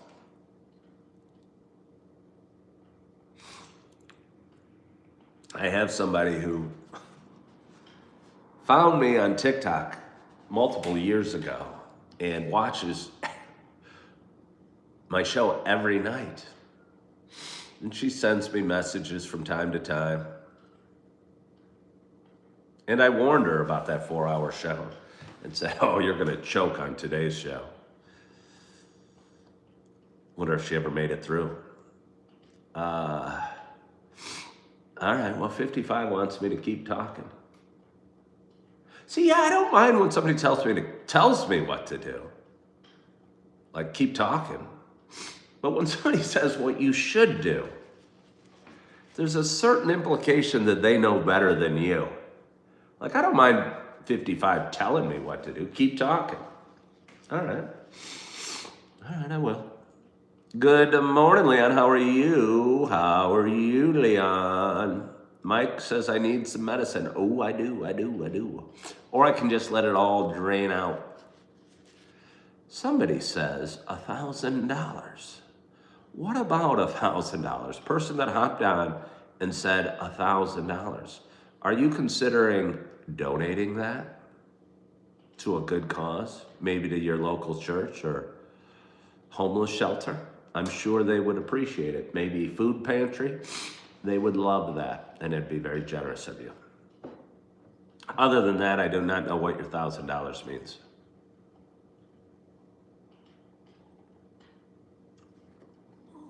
Oh no, 55 again. You know what I mean? There's a difference between when you say you should, there's kind of an implication like you're in the other person's mind and you know what's best for them. Like if I told Julie to get her butt over here, Steve, and you come on over. I almost said should. I don't know. They shouldn't come over, actually. They might get the sniffles. We'd all have to wear masks and sit around and look at each other. So, Steve, how are you? I'm good. How are you, Julie? I'm good. How are you, Ken? I got a cold. This visit sucks. There's nothing good about this visit. Do I have eucalyptus? No. At least being sick will get me a couple days off from subbing. I cannot afford a couple days off from subbing. You know what's gonna get me off from subbing is Martin Luther King Day. I can't afford a couple days off from subbing. Excuse me, I burped.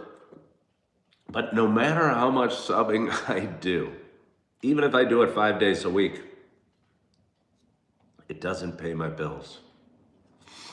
Which brings me back to ChatGPT and me saying, hey, so now that we've decided, Mr. GPT, what I should do for a living, how do we go about getting that job? And it'll say, oh, well, that's a great question, Ken. It shows you're ready to take it to the next level.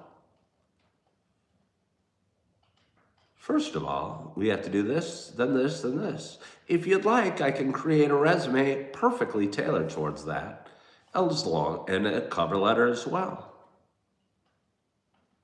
Should I go ahead and do that? Well, yes, Mr. GPT, wouldn't that be fun? Good morning, David Matthews. How are you? How are you? Dr. Tracy, if you keep calling me doctor, I might get a big head and be able to become a therapist. Excuse me, do you have a license to do this? Well, there's a guy on my show every morning and he calls me Dr. Tracy. Is that enough? Not for brain surgery, sir. Well, I'm kind of squeamish anyway. Picking inside somebody's skull would bog me out.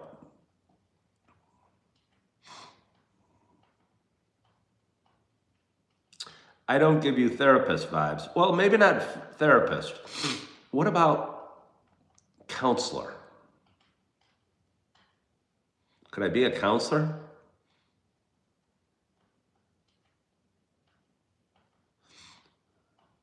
You don't think that's, well, maybe not therapist, because a therapist, you gotta be crazy to be a therapist.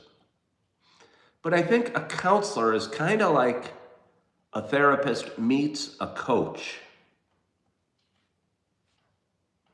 And maybe that's what I could do. Julie says I could be a great counselor. Yeah, you know what I mean? It's not a therapist that says, oh, tell me about your childhood. Because I wouldn't be soft enough on that. Stop your whining.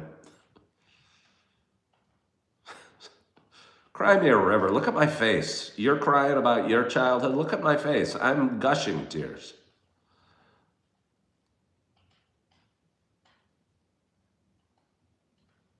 The world is my oyster. The world is a vampire. Da, da, da, da, da, da. Sorry, that's about all the... That's Smashing Pumpkins. Do you guys like the Smashing Pumpkins? I see Billy Corrigan, the lead singer, a lot lately. He copied my haircut, by the way. He's from Chicago. He's about my age. I mean, there's part of me that I saw the Smashing Pumpkins once in concert in Carbondale, Illinois. Huh. Maybe I could move to Carbondale. That's pretty far south.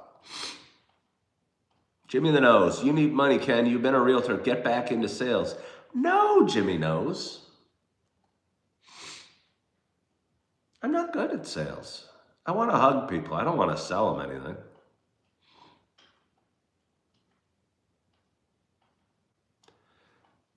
Despite all my rage, I am still just rat in a cage. That's the name of the song, Rat in the Cage. Jimmy, no, you can't just say yes, Ken. You can't say yes, Ken.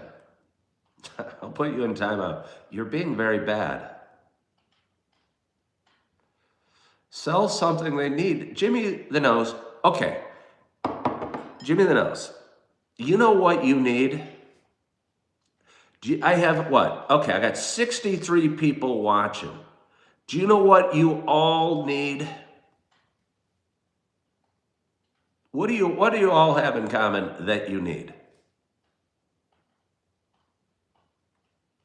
Da da da da da da da da da da da da da da da da. Not coffee.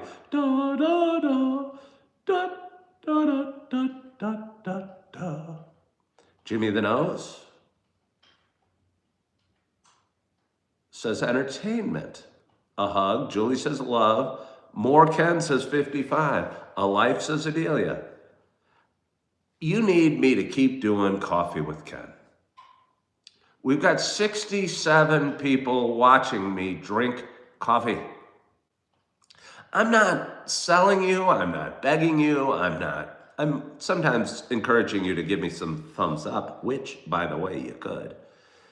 But without any marketing budget or effort or anything, me drinking coffee and talking to you folks gathers an audience.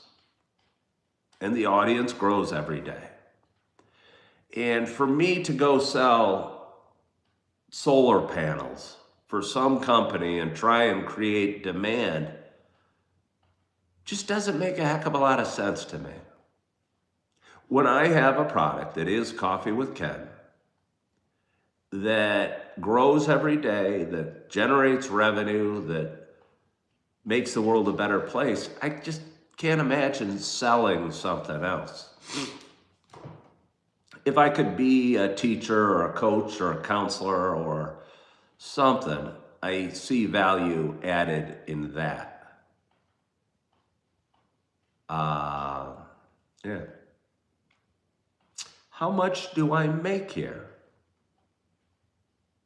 How much do I make here? I make a glorious amount of money. Okay, no, I made on YouTube this month like $320. I know it's not enough. But let me tell you, most sales jobs don't pay enough either unless you're good at it. And I might not be that good at it. And when I get to 100,000 subscribers, I'll probably make enough to do this full time. So that's really my focus, unless I find something that I'm passionate about and good at.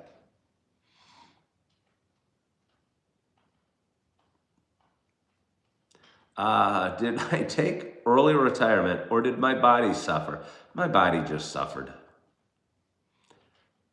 My body just suffered.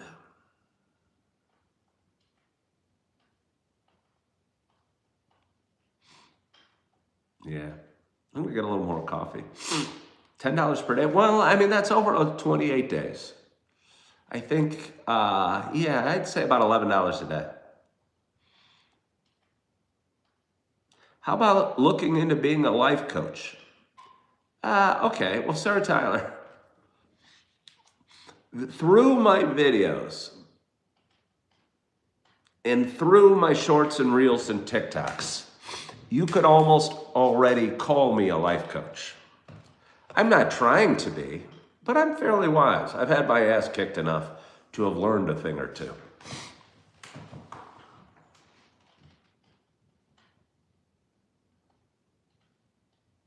Too many online now. Everyone and their granny doing it now. Yeah, but most don't do it very well or very consistently. And I do.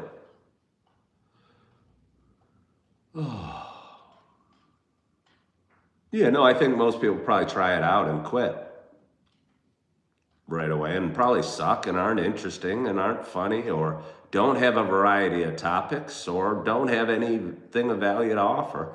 I clearly do. Look at this, 52 thumbs up. You're still being a little chintzy. Come on, double tap. I'm gonna sit here and bore the crap out of you till I get 60 thumbs up. You're starting to tick me off. Come on, double tap. Usually it works when I beg you to do this. That's the sound of you double tapping on the screen. Wait a minute, somebody took one away. That's rude. I wish I knew who did that. I would take you away. What is this guy talking about? He's talking about double tapping the screen. Johnny B. Knowing. So get on and stop your weird questions and get your butt towards double tapping the screen. Most wisest people you ever met were addicts, not life coaches. I don't really know what that means. I don't really know what that means. I mean, I'm intrigued by it. The wisest people you knew were addicts. Because they stayed addicts and maybe they didn't get through the addiction and shared their wisdom with the world. I don't really personally believe in addiction. Addiction is just really wanting the crud out of something, which I get. Ooh, I want to show you something.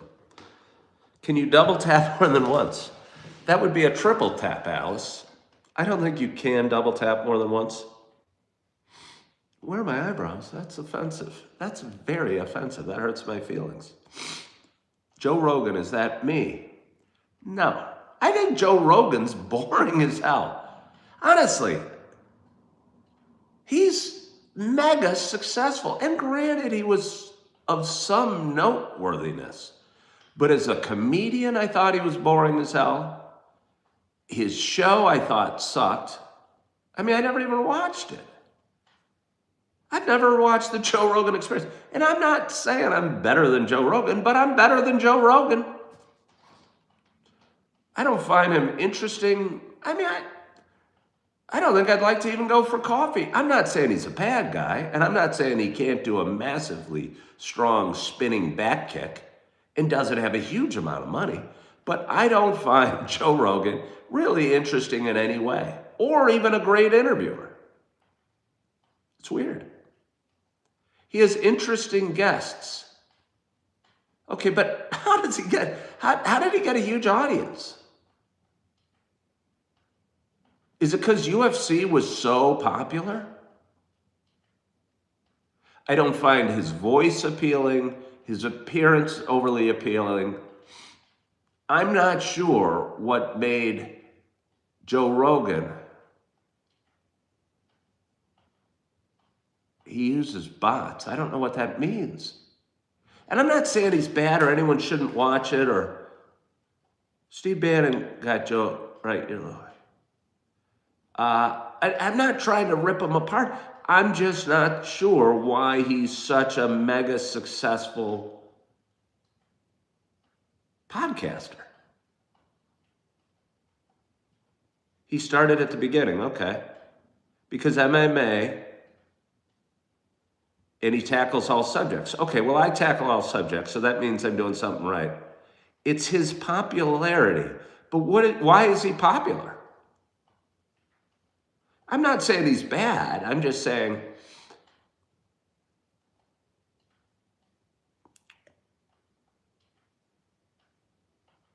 I don't really get it. State funded? Grow some hair. Because he's a lot smarter than me. I don't know that he's a lot smarter than me. He might be, but I don't know that he is a lot smarter than me. And I don't think intelligence is any indicator of massive podcasting success either way. Joe Rogan is slipping hard and will be replaced soon by someone much better. Oh, wait a minute.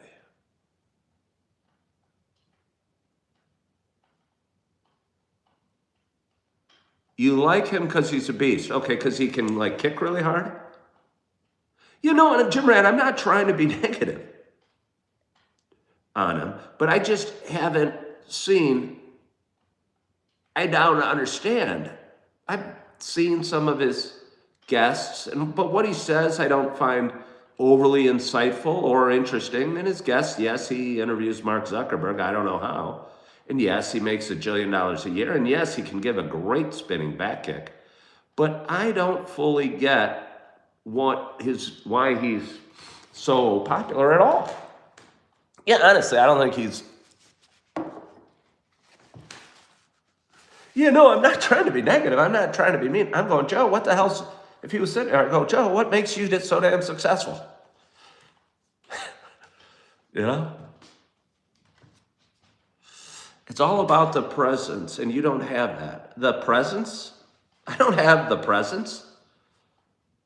What do you mean I don't have the presence? Julie Flanagan gave me a Green Bay cup. I do too have the presence.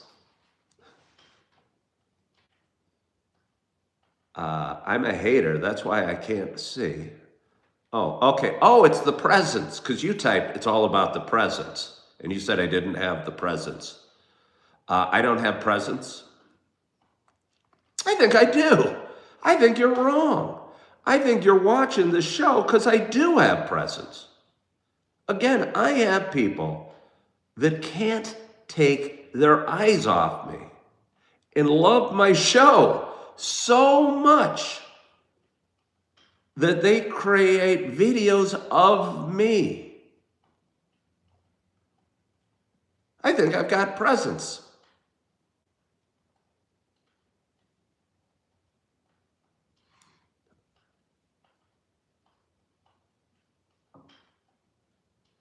You responding to that just shows that you do. LMAO. I hate LMAO. That just sounds so silly. I hate all those LOLs. What's my show about? It's about, I don't know, watch it. But aren't those videos goofing on you? I don't know, Peter Bean. I don't watch them, and who cares if they are?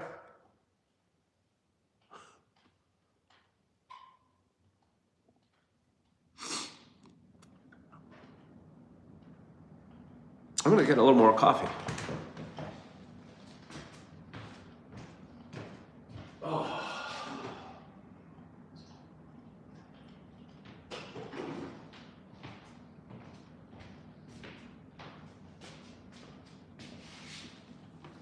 Oh, that's nice.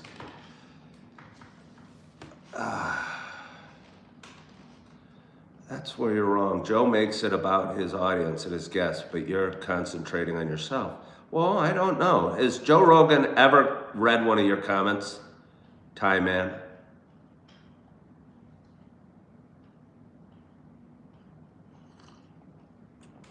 Joe's deeper appeal. I ask you that. Okay, Ty Man. Have you ever had Joe Rogan read one of your comments? Probably not. I just did.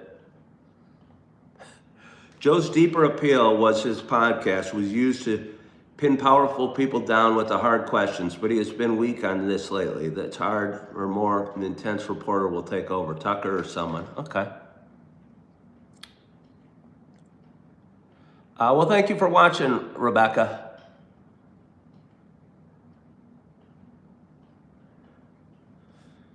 Am I going to address the Photoshop lamp behind me? I wouldn't even, how can you Photoshop a video? I don't even know how to Photoshop.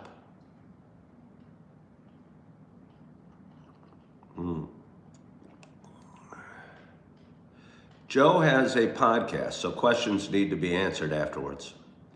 And I'm not saying I'm in the same space as Joe Rogan. Because, yeah, I don't interview anybody. I mean, I occasionally do. I'd love to interview Martin Luther King today. But, yeah, I don't want to do that. I just don't find him particularly interesting. But he does obviously get big guests.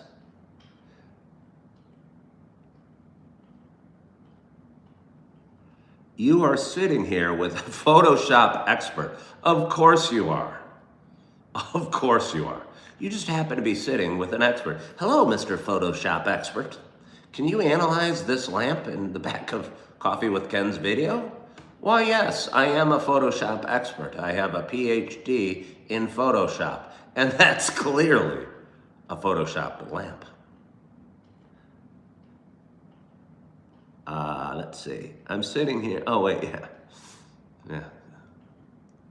Hey, Brady, thank you so much for sending me, what is that? You sent me 100 what?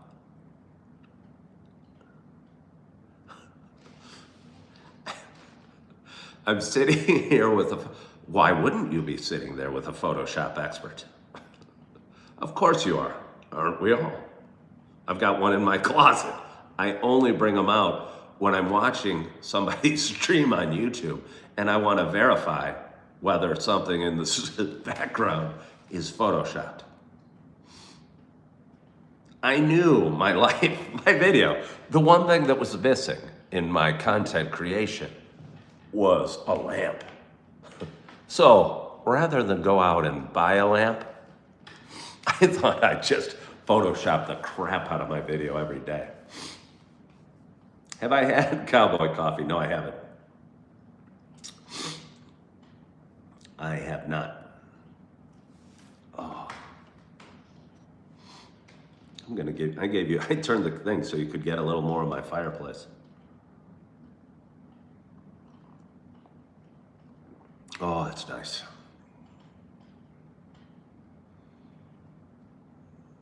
I am an AI.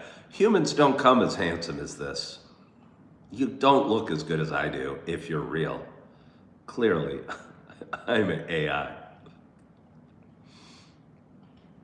We have a glorious audience today. We really do. We got 61 thumbs up. We got 57 people watching. We've been talking just short of 2 hours.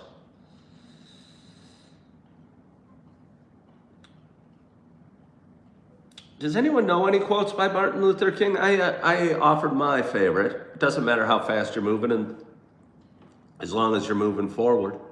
If anyone has any favorite quotes by Martin Luther King to celebrate this day, I'd be happy to read them. Somebody says I have a cut on my hand. Oh, this? Are you calling that a cut?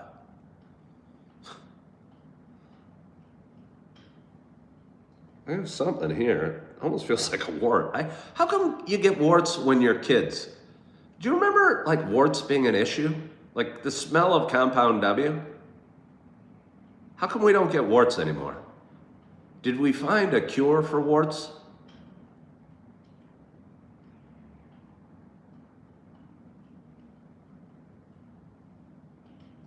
I'm serious. I almost feel I have one, but I doubt it is. It'll just go away. But I remember like having warts as being a thing. And that smell of the Compound W. Ugh.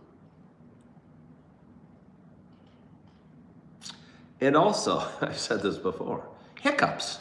Who hiccups anymore? Okay, you say there's things to freeze them off, but you don't need them anymore. You don't have to freeze them off. Okay, Super -1 is joining me on the Martin Luther King quote celebration. So I'm going to read it. And I hope it's not spoofing. I climbed the mountaintop, and you've seen the promised land, and I may not get there with you, but tonight, as a people, we will get to the promised land.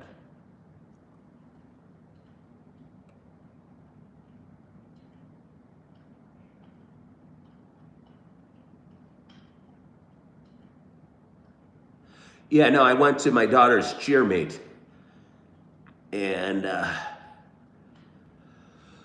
so I could get back in.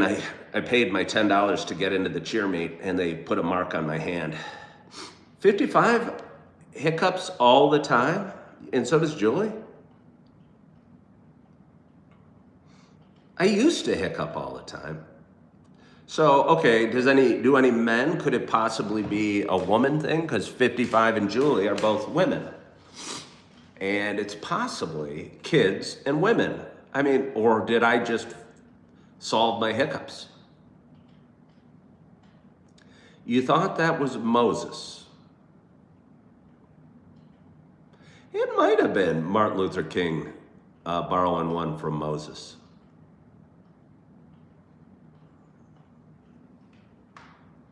Glorious, glorious audience. You hiccup maybe once every 5 years. Okay, yeah, no, that's maybe where I'm at too, Jay McBrownie. I wonder if your name's really McBrownie. You're Scotch-Irish, but you got a hell of a sweet tooth. Rebecca says you can't remember. But Rebecca, don't you remember hiccuping being part of your childhood experience? And earaches. And warts. We clearly like grow out of things. Kids hiccup more because they pound the food down, no patience. I don't believe that's true, Alan. I still think I pound the food down with no patience, and I don't believe that's true. I think there's something in the developing esophagealness that has changed as we develop. And we don't hiccup like we used to. Parallel lines, now this I don't think is an MLK quote, but it's kind of funny. It's like a dad joke, dad/geometry or math teacher. Parallel lines have so much in common. It's a shame they'll never meet.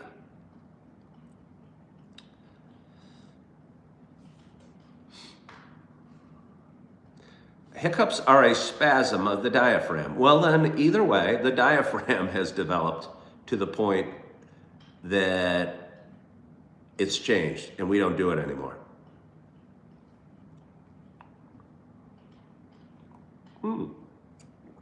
Somebody sent me 100. I'm not sure what 100 you're sending me. 100% maybe, like a high five, like we're rocking. Speaking of rocking, with 66 people watching and 64 thumbs up, I wonder what it would take to get to 70 thumbs up. Do we have anybody new here? If you do me a favor, because someday I'd like to become a full-time content creator. I think this channel makes a difference. I talk about all sorts of things. And I believe the more thumbs up I get, the more YouTube broadcasts me to a larger audience. So if you would double tap that screen, I'd greatly appreciate it. Thank you. 100 is a gift, but okay, Julie, I get that. So it's 100%. So it's like saying right on, kind of. All right, I appreciate it.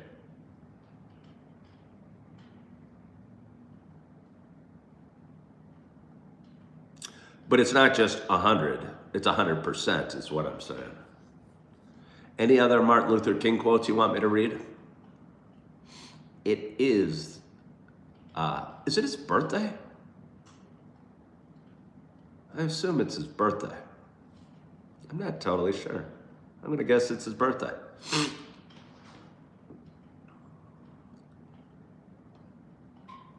Soon we will all be paid in bits and bytes, says Jay McBrownie.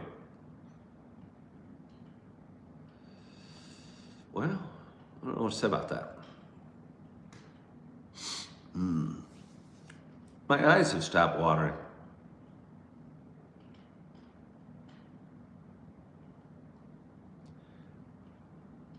My eyes. I think there was a good Martin Luther King quote that was like that. My eyes have, oh, I gotta sneeze now.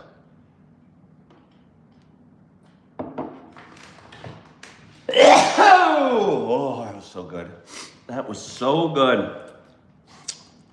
Cashless society by the year 2030. Yeah, but I heard Miami was going to be underwater by the year 2010, and that never happened either. And then I don't know. I don't believe we'll have a cashless society by 2030. Maybe we will. I guess I've seen it going that way. I mean, people definitely use cash a lot less. Hey, Julie Flanagan, send a thumbs up. Thank you, Julie Flanagan. AI is next. What do you mean AI is next? What do you mean? Wow. Big Daddy, what does that say? Big Daddy Rod?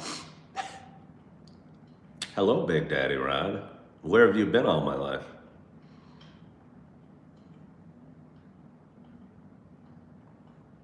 I may have to wear a mask tomorrow if I sub. There's no way I'm going to wear a mask if I sub.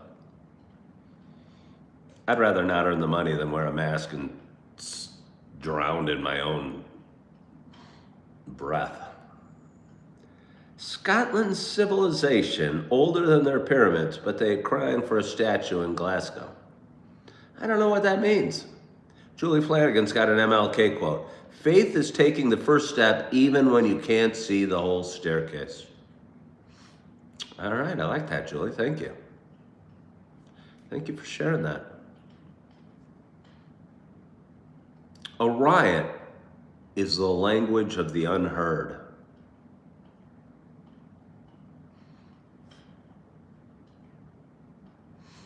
You guys, since you have time, you could Google the crud out of Martin Luther King and give me some quotes to read it. Won't that be awesome? Won't that be awesome? 74 people watching. 67 thumbs up. Wait, hold on. What's the best type of coffee? Or alternative option if you don't like the taste and that doesn't have sugar? I don't know. I like the pumpkin spice coffee. I mean, drink whatever appeals to you. Good morning, Motivation Short. Injustice anywhere is a threat to justice everywhere.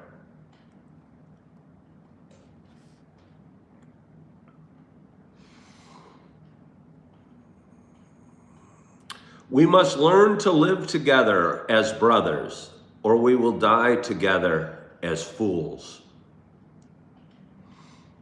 This is good. It's probably what you should do on Martin Luther King Day. Honor the man with some famous quotes. It was a shame he was taken. And he was not a perfect man. And I hopefully nobody thinks, none of us are. But I think it's so easy to put people up on an altar that we respect a lot, and he was far from perfect. We are now faced with the fact that tomorrow is today.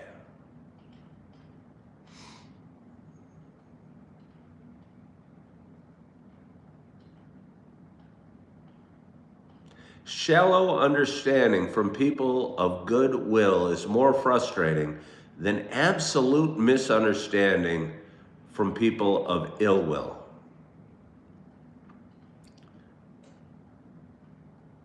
I have a dream that my 4 children will live in a world where they are not judged by the color of their skin, but by the content of their character. Somebody says, hello, is it okay if you ask a few questions? Yeah.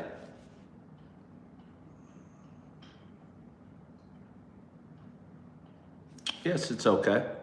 It'd be even more okay if you double tap that screen as you're asking the question, so we charge towards 70 thumbs up.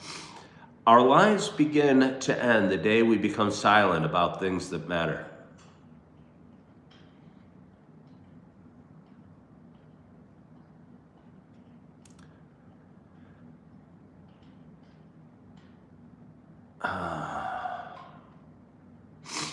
This has been a glorious show.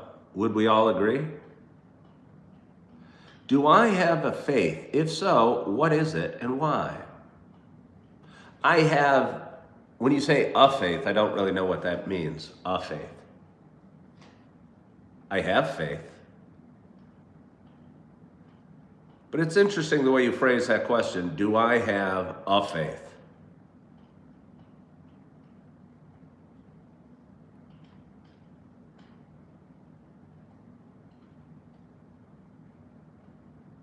Do you know what I mean a little bit?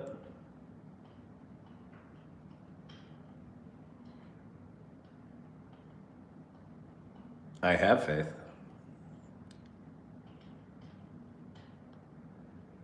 Somebody said there's plenty of gods to believe in and everyone claims they have the right one. Okay, you say by a faith, you mean a faith in God or deity. Are you religious? Again, you're bringing the religion thing. A faith in God or deity.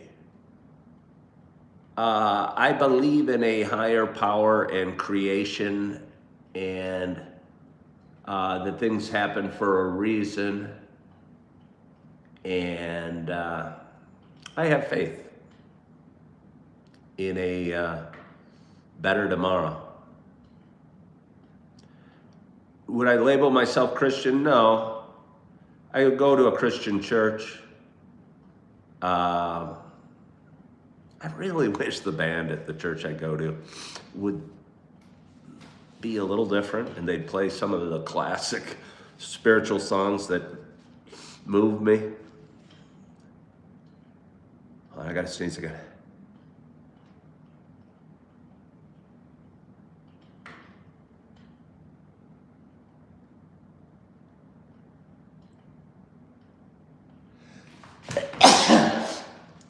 Somebody said they're sorry, they're trying to be respectful, but they didn't want to come off as blunt. Okay, here's my thoughts on faith. I would have described myself as a wannabe Christian till about 3 months ago. And I started reading the Bible, and I read the Old Testament, and I don't find anything good in the Old Testament at all. And until either I have a new understanding or I have people acknowledge that it's not some holy words from God, I don't want to align myself with any group that I clearly disagree with on something that's very important to them.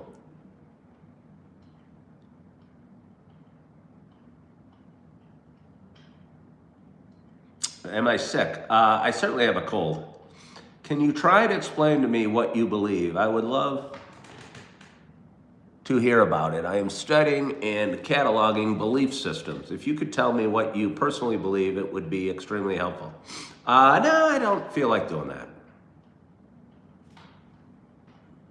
You know, I mean,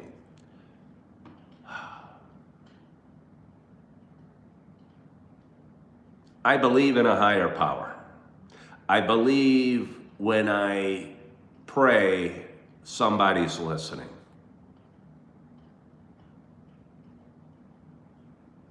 I believe that things happen for a reason. I believe I do not have to fear or be anxious or worry, yet I still do. So it's something I'm kind of working on. But I don't align. I mean, I go to a Christian church, but again, I met this woman again who wanted to go talk about the Bible with coffee, and I go, you'd be bothered by the things I say about the Bible. And she goes, oh, I have a thick skin. I believe that Jesus came to point out the evils in the Old Testament. And that was his message, and because of that, he got crucified.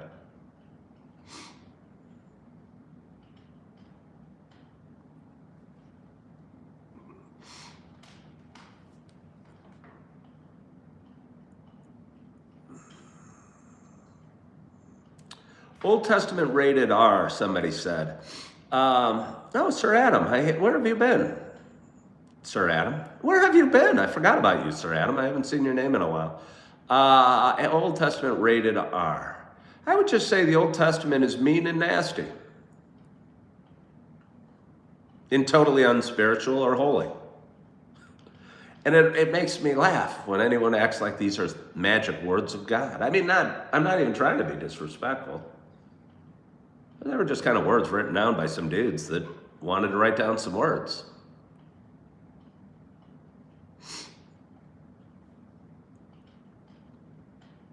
Yeah, no, I haven't seen you in a while, Sir Adam. It's part of the Word of God.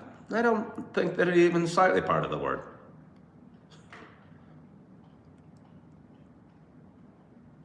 I don't even think it's slightly. If anything, it's evil words, and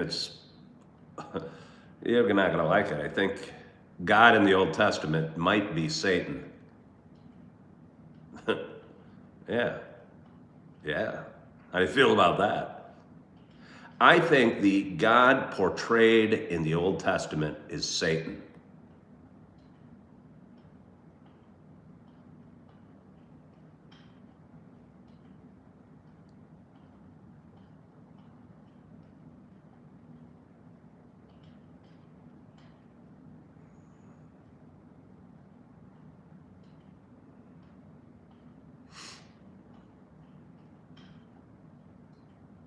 You're guessing my net worth is greater than 2.2 million. Not out of curiosity. First of all, you'd be guessing wrong. But secondly, I'm kind of curious why you added the decimal. You didn't say 2 million, you didn't say 1 million. You said 2.2 million. It's a very specific guess. Why would wait, hold on here. Why would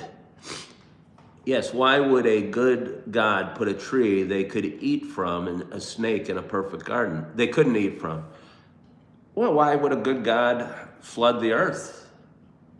Have dudes stoned for picking up sticks? Put to the sword children, babies, women? Commit genocide and rape and pillage? Have rules on slavery? Those aren't God's words, guys. If they were God's words, we wouldn't have to say, well, it was a long time ago. You know, they'd still be applicable today.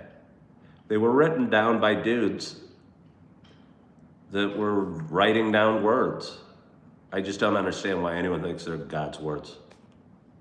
I mean, you can believe it, but I don't.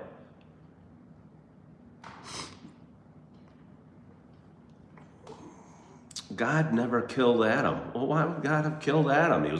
God was killing everybody else. It's surprising he didn't kill Adam. Somebody says they say it's inspired by God. What does that mean, though?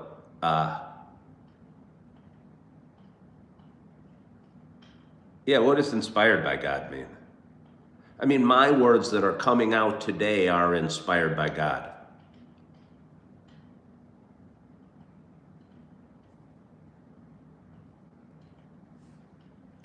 Why would eating from the tree of knowledge be the original sin?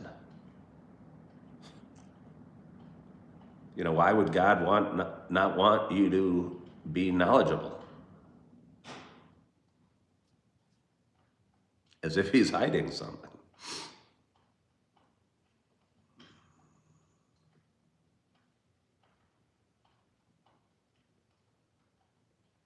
Shut my bald head, liberal.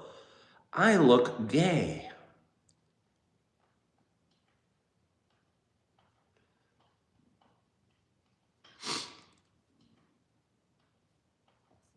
I think they mean the Bible is not verbatim the words that God would speak or concepts that he has proposed. That it is my understanding of it, at least. No, but even like my sister, who is a very devout Christian, took every word in the Bible very literally, and I know a lot of people do. I don't think the Old Testament was meant to be worshipped. I think that's what Jesus came for, and he got sacrificed for it.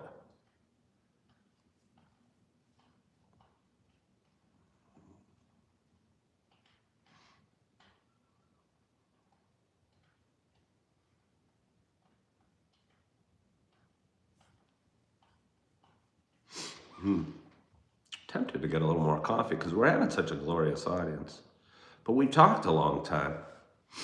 We have talked a long, long time. Hello there, Adil. How are you today?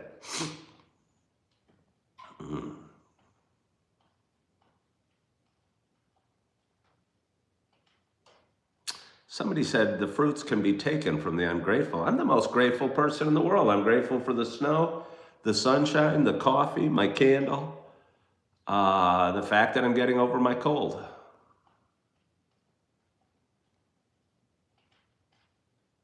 Old Testament readers have high net worths. Do you know that? I mean, I'm an Old Testament reader. I'll bet most people haven't read the Old Testament. I think especially the people that get their panties in a bunch about the honesty that I talk about it haven't ever read the Old Testament, or they've read little snippets.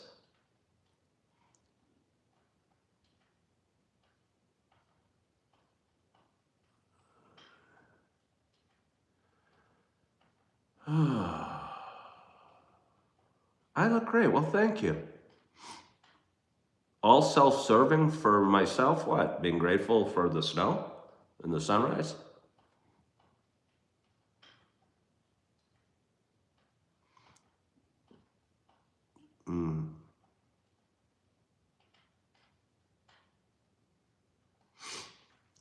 You do hope you are being honest and have no doubts that you have any reason to do so. I don't know. Well, what do you mean? You hope I'm being honest? I mean, who am I? What am I? I wouldn't even slightly know what you don't think I'd be being honest about. I think I'm being so much more honest than most people that actually talk about it. I don't think we talk about the Old Testament. I think we're told not to read it. We're told to read the New Testament. I know, I was.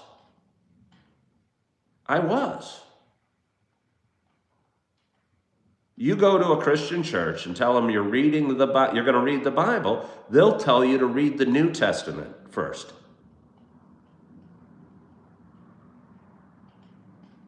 And they'll say, well, because it's kind of complicated. It's not complicated, it's horrific.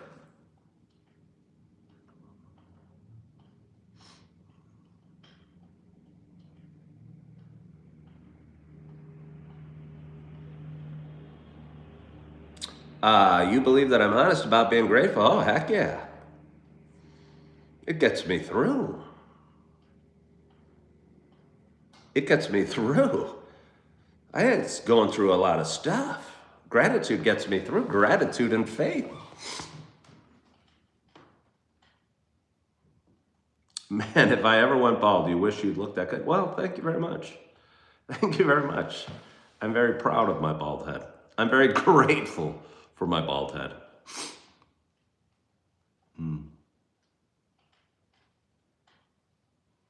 Kind of hungry right now. Somebody said feed a cold, starve a fever.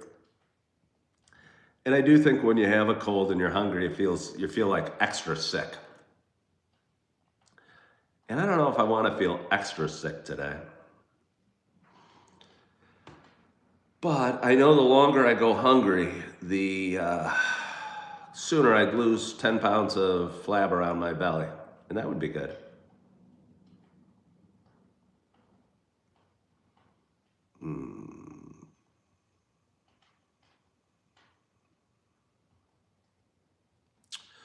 Dusty Blueberry said, I'm not really religious, but my belief is always trying to do the right thing and to be a good person. Does that mean you won't get through the pearly gates? Christians would certainly tell you that you don't get into heaven by deeds. It doesn't matter what you do here. It matters what you believe, your faith in Jesus Christ died for your sins, and you accept Jesus Christ as your Savior. So Dusty Blueberry, your faith, or the people of great faith would say you being a good person isn't going to get you into heaven. And I'm going to tell you, I don't even really believe in heaven and hell. Okay, we'll go on faith. I don't believe in heaven and hell. I think if you have faith and you have gratitude, your life on earth will be heavenly. And if you have no faith and you have no gratitude, your life on earth, life itself, will be hell-like.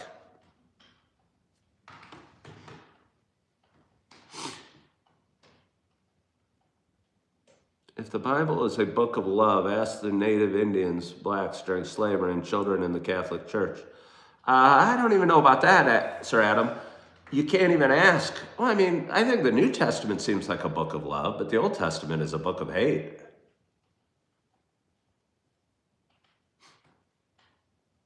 I mean, God's pissed off the whole time. He's stoning people. He's killing people. He's slaughtering people.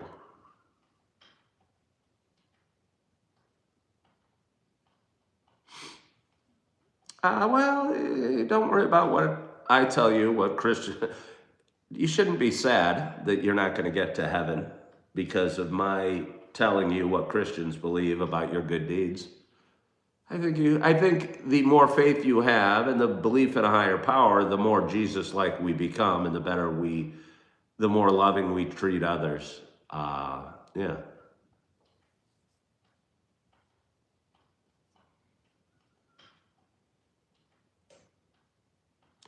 Jim Rat says, this is an epic live stream this morning. It truly is, Jim Rat.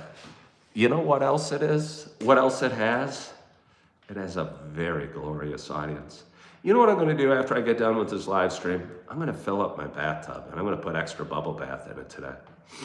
What kind of coffee am I sipping on? To be honest, it's the sea salt toffee coffee by Seattle's Best, but I'm not really enjoying it because I kind of have a cold.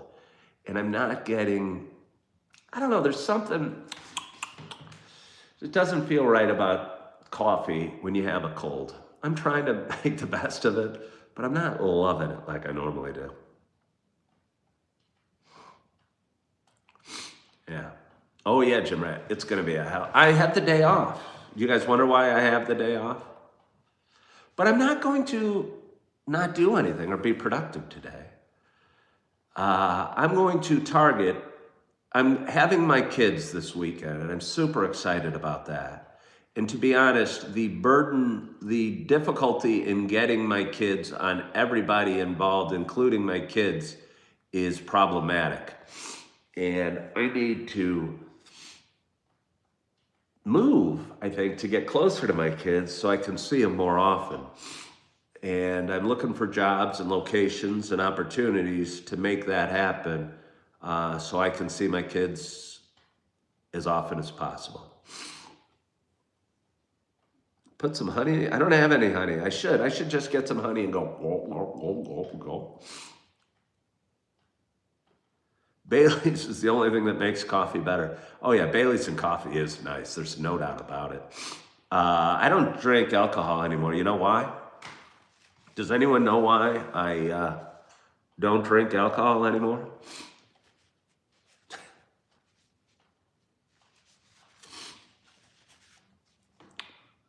I'll tell you. I found it slowed me down.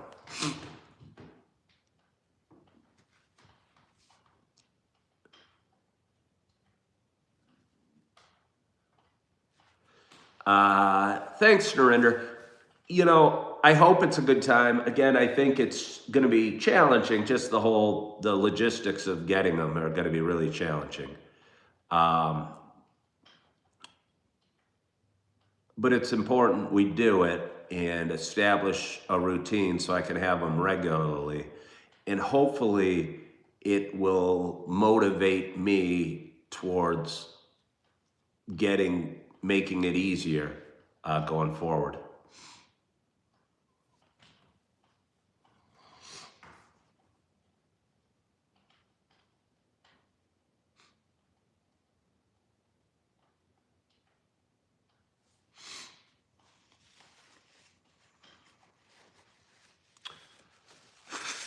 Alcohol is a depressant. It literally slows down the body. Yeah, I just don't have time to be slowed down. I don't have time to be slowed down.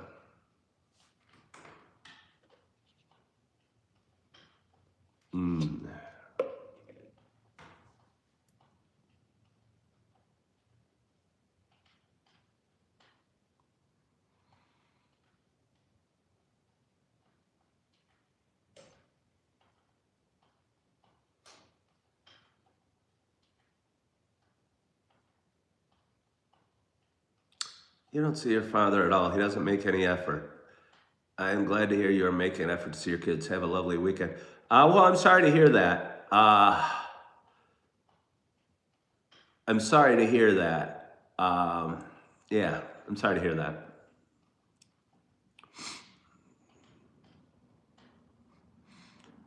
Yeah, his head does have abandonment issues. Now, I assume some of the people that are watching are reading what AP3 is saying. I mean, I'm ignoring him. But again,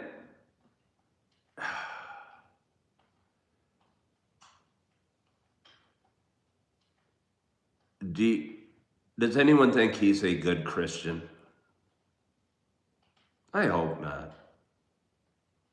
I hope not.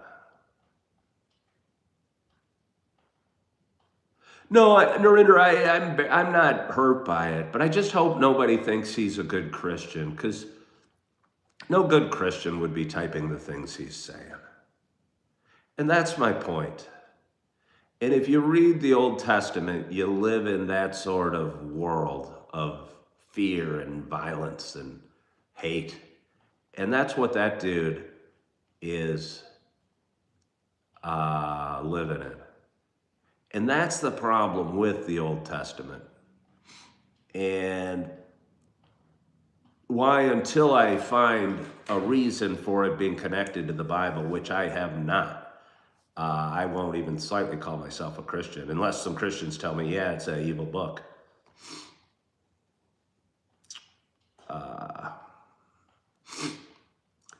Well, yeah, you seem like a good father, Ken. The fact that you consider moving for your kids speaks fine. Well, I mean, they need their data.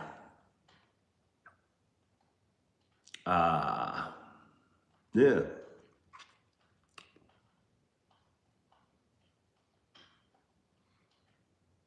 I'm kind of hungry. But that's a good thing. That's a good thing.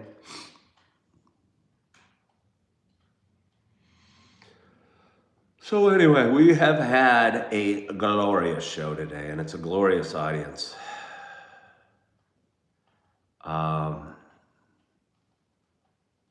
And I want to thank you so much for joining.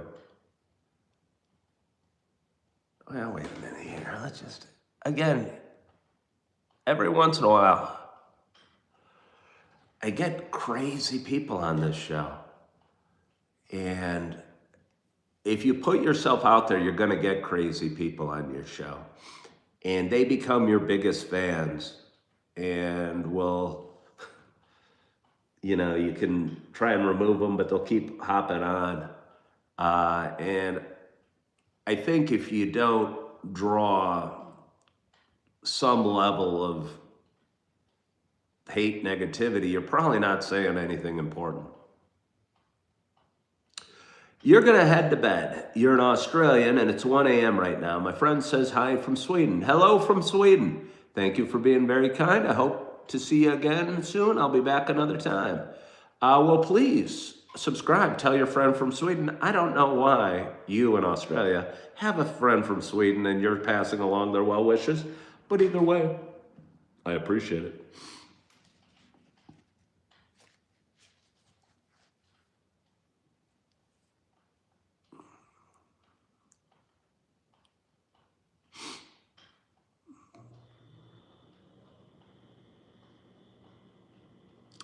Coffee is an amazing drink. Has anyone tried tea?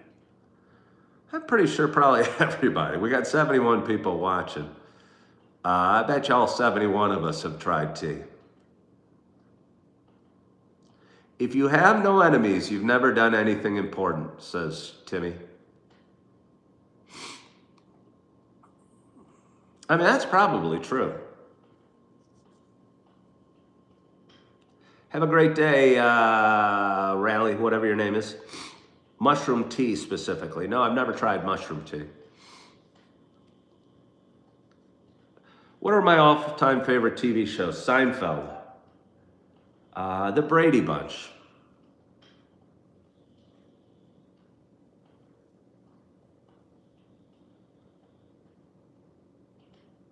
Is 2 enough? We'll go with Seinfeld and the Brady Bunch. There's a lot of good ones over the years. Ones I wouldn't miss. Dallas was a great show. Andy Griffith. Yeah, it wasn't any, but that's just such a warm, good feeling show to watch. Did I prefer the 80s or the 90s better? I don't know. I mean, they were just 2 totally different periods of my life. The 80s, I was a kid. The 90s, I was a young man, out of college, living on my own experience and things. Yeah, they were just totally different periods of my life. But they were significant, each of them. And I can remember them. If you said, what do I think of the 2010s? I wouldn't overly remember. But I think back of the 80s and the 90s, and I think of significant times in my life. Hello, pretty little scoop official. What a glorious audience. How are we doing it? How are we doing it? I keep thinking the show has peaked in its glory, but every time I look up, it's even more glorious than I thought it could be. We have 76 people watching. We got 73 thumbs up, and it's truly glorious.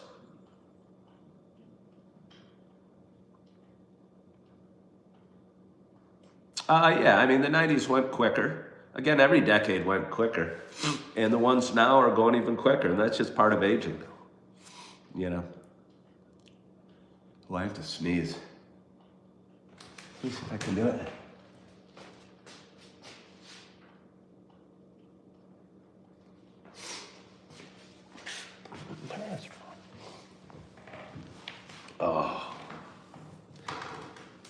You missed the 80s. All right. Am I Christian? No, I don't think so. I'm not going to identify myself. Why are you bringing that up? We're just talking about the Brady Bunch in the 80s and 90s right now. We just got on a long talk about Christianity and faith.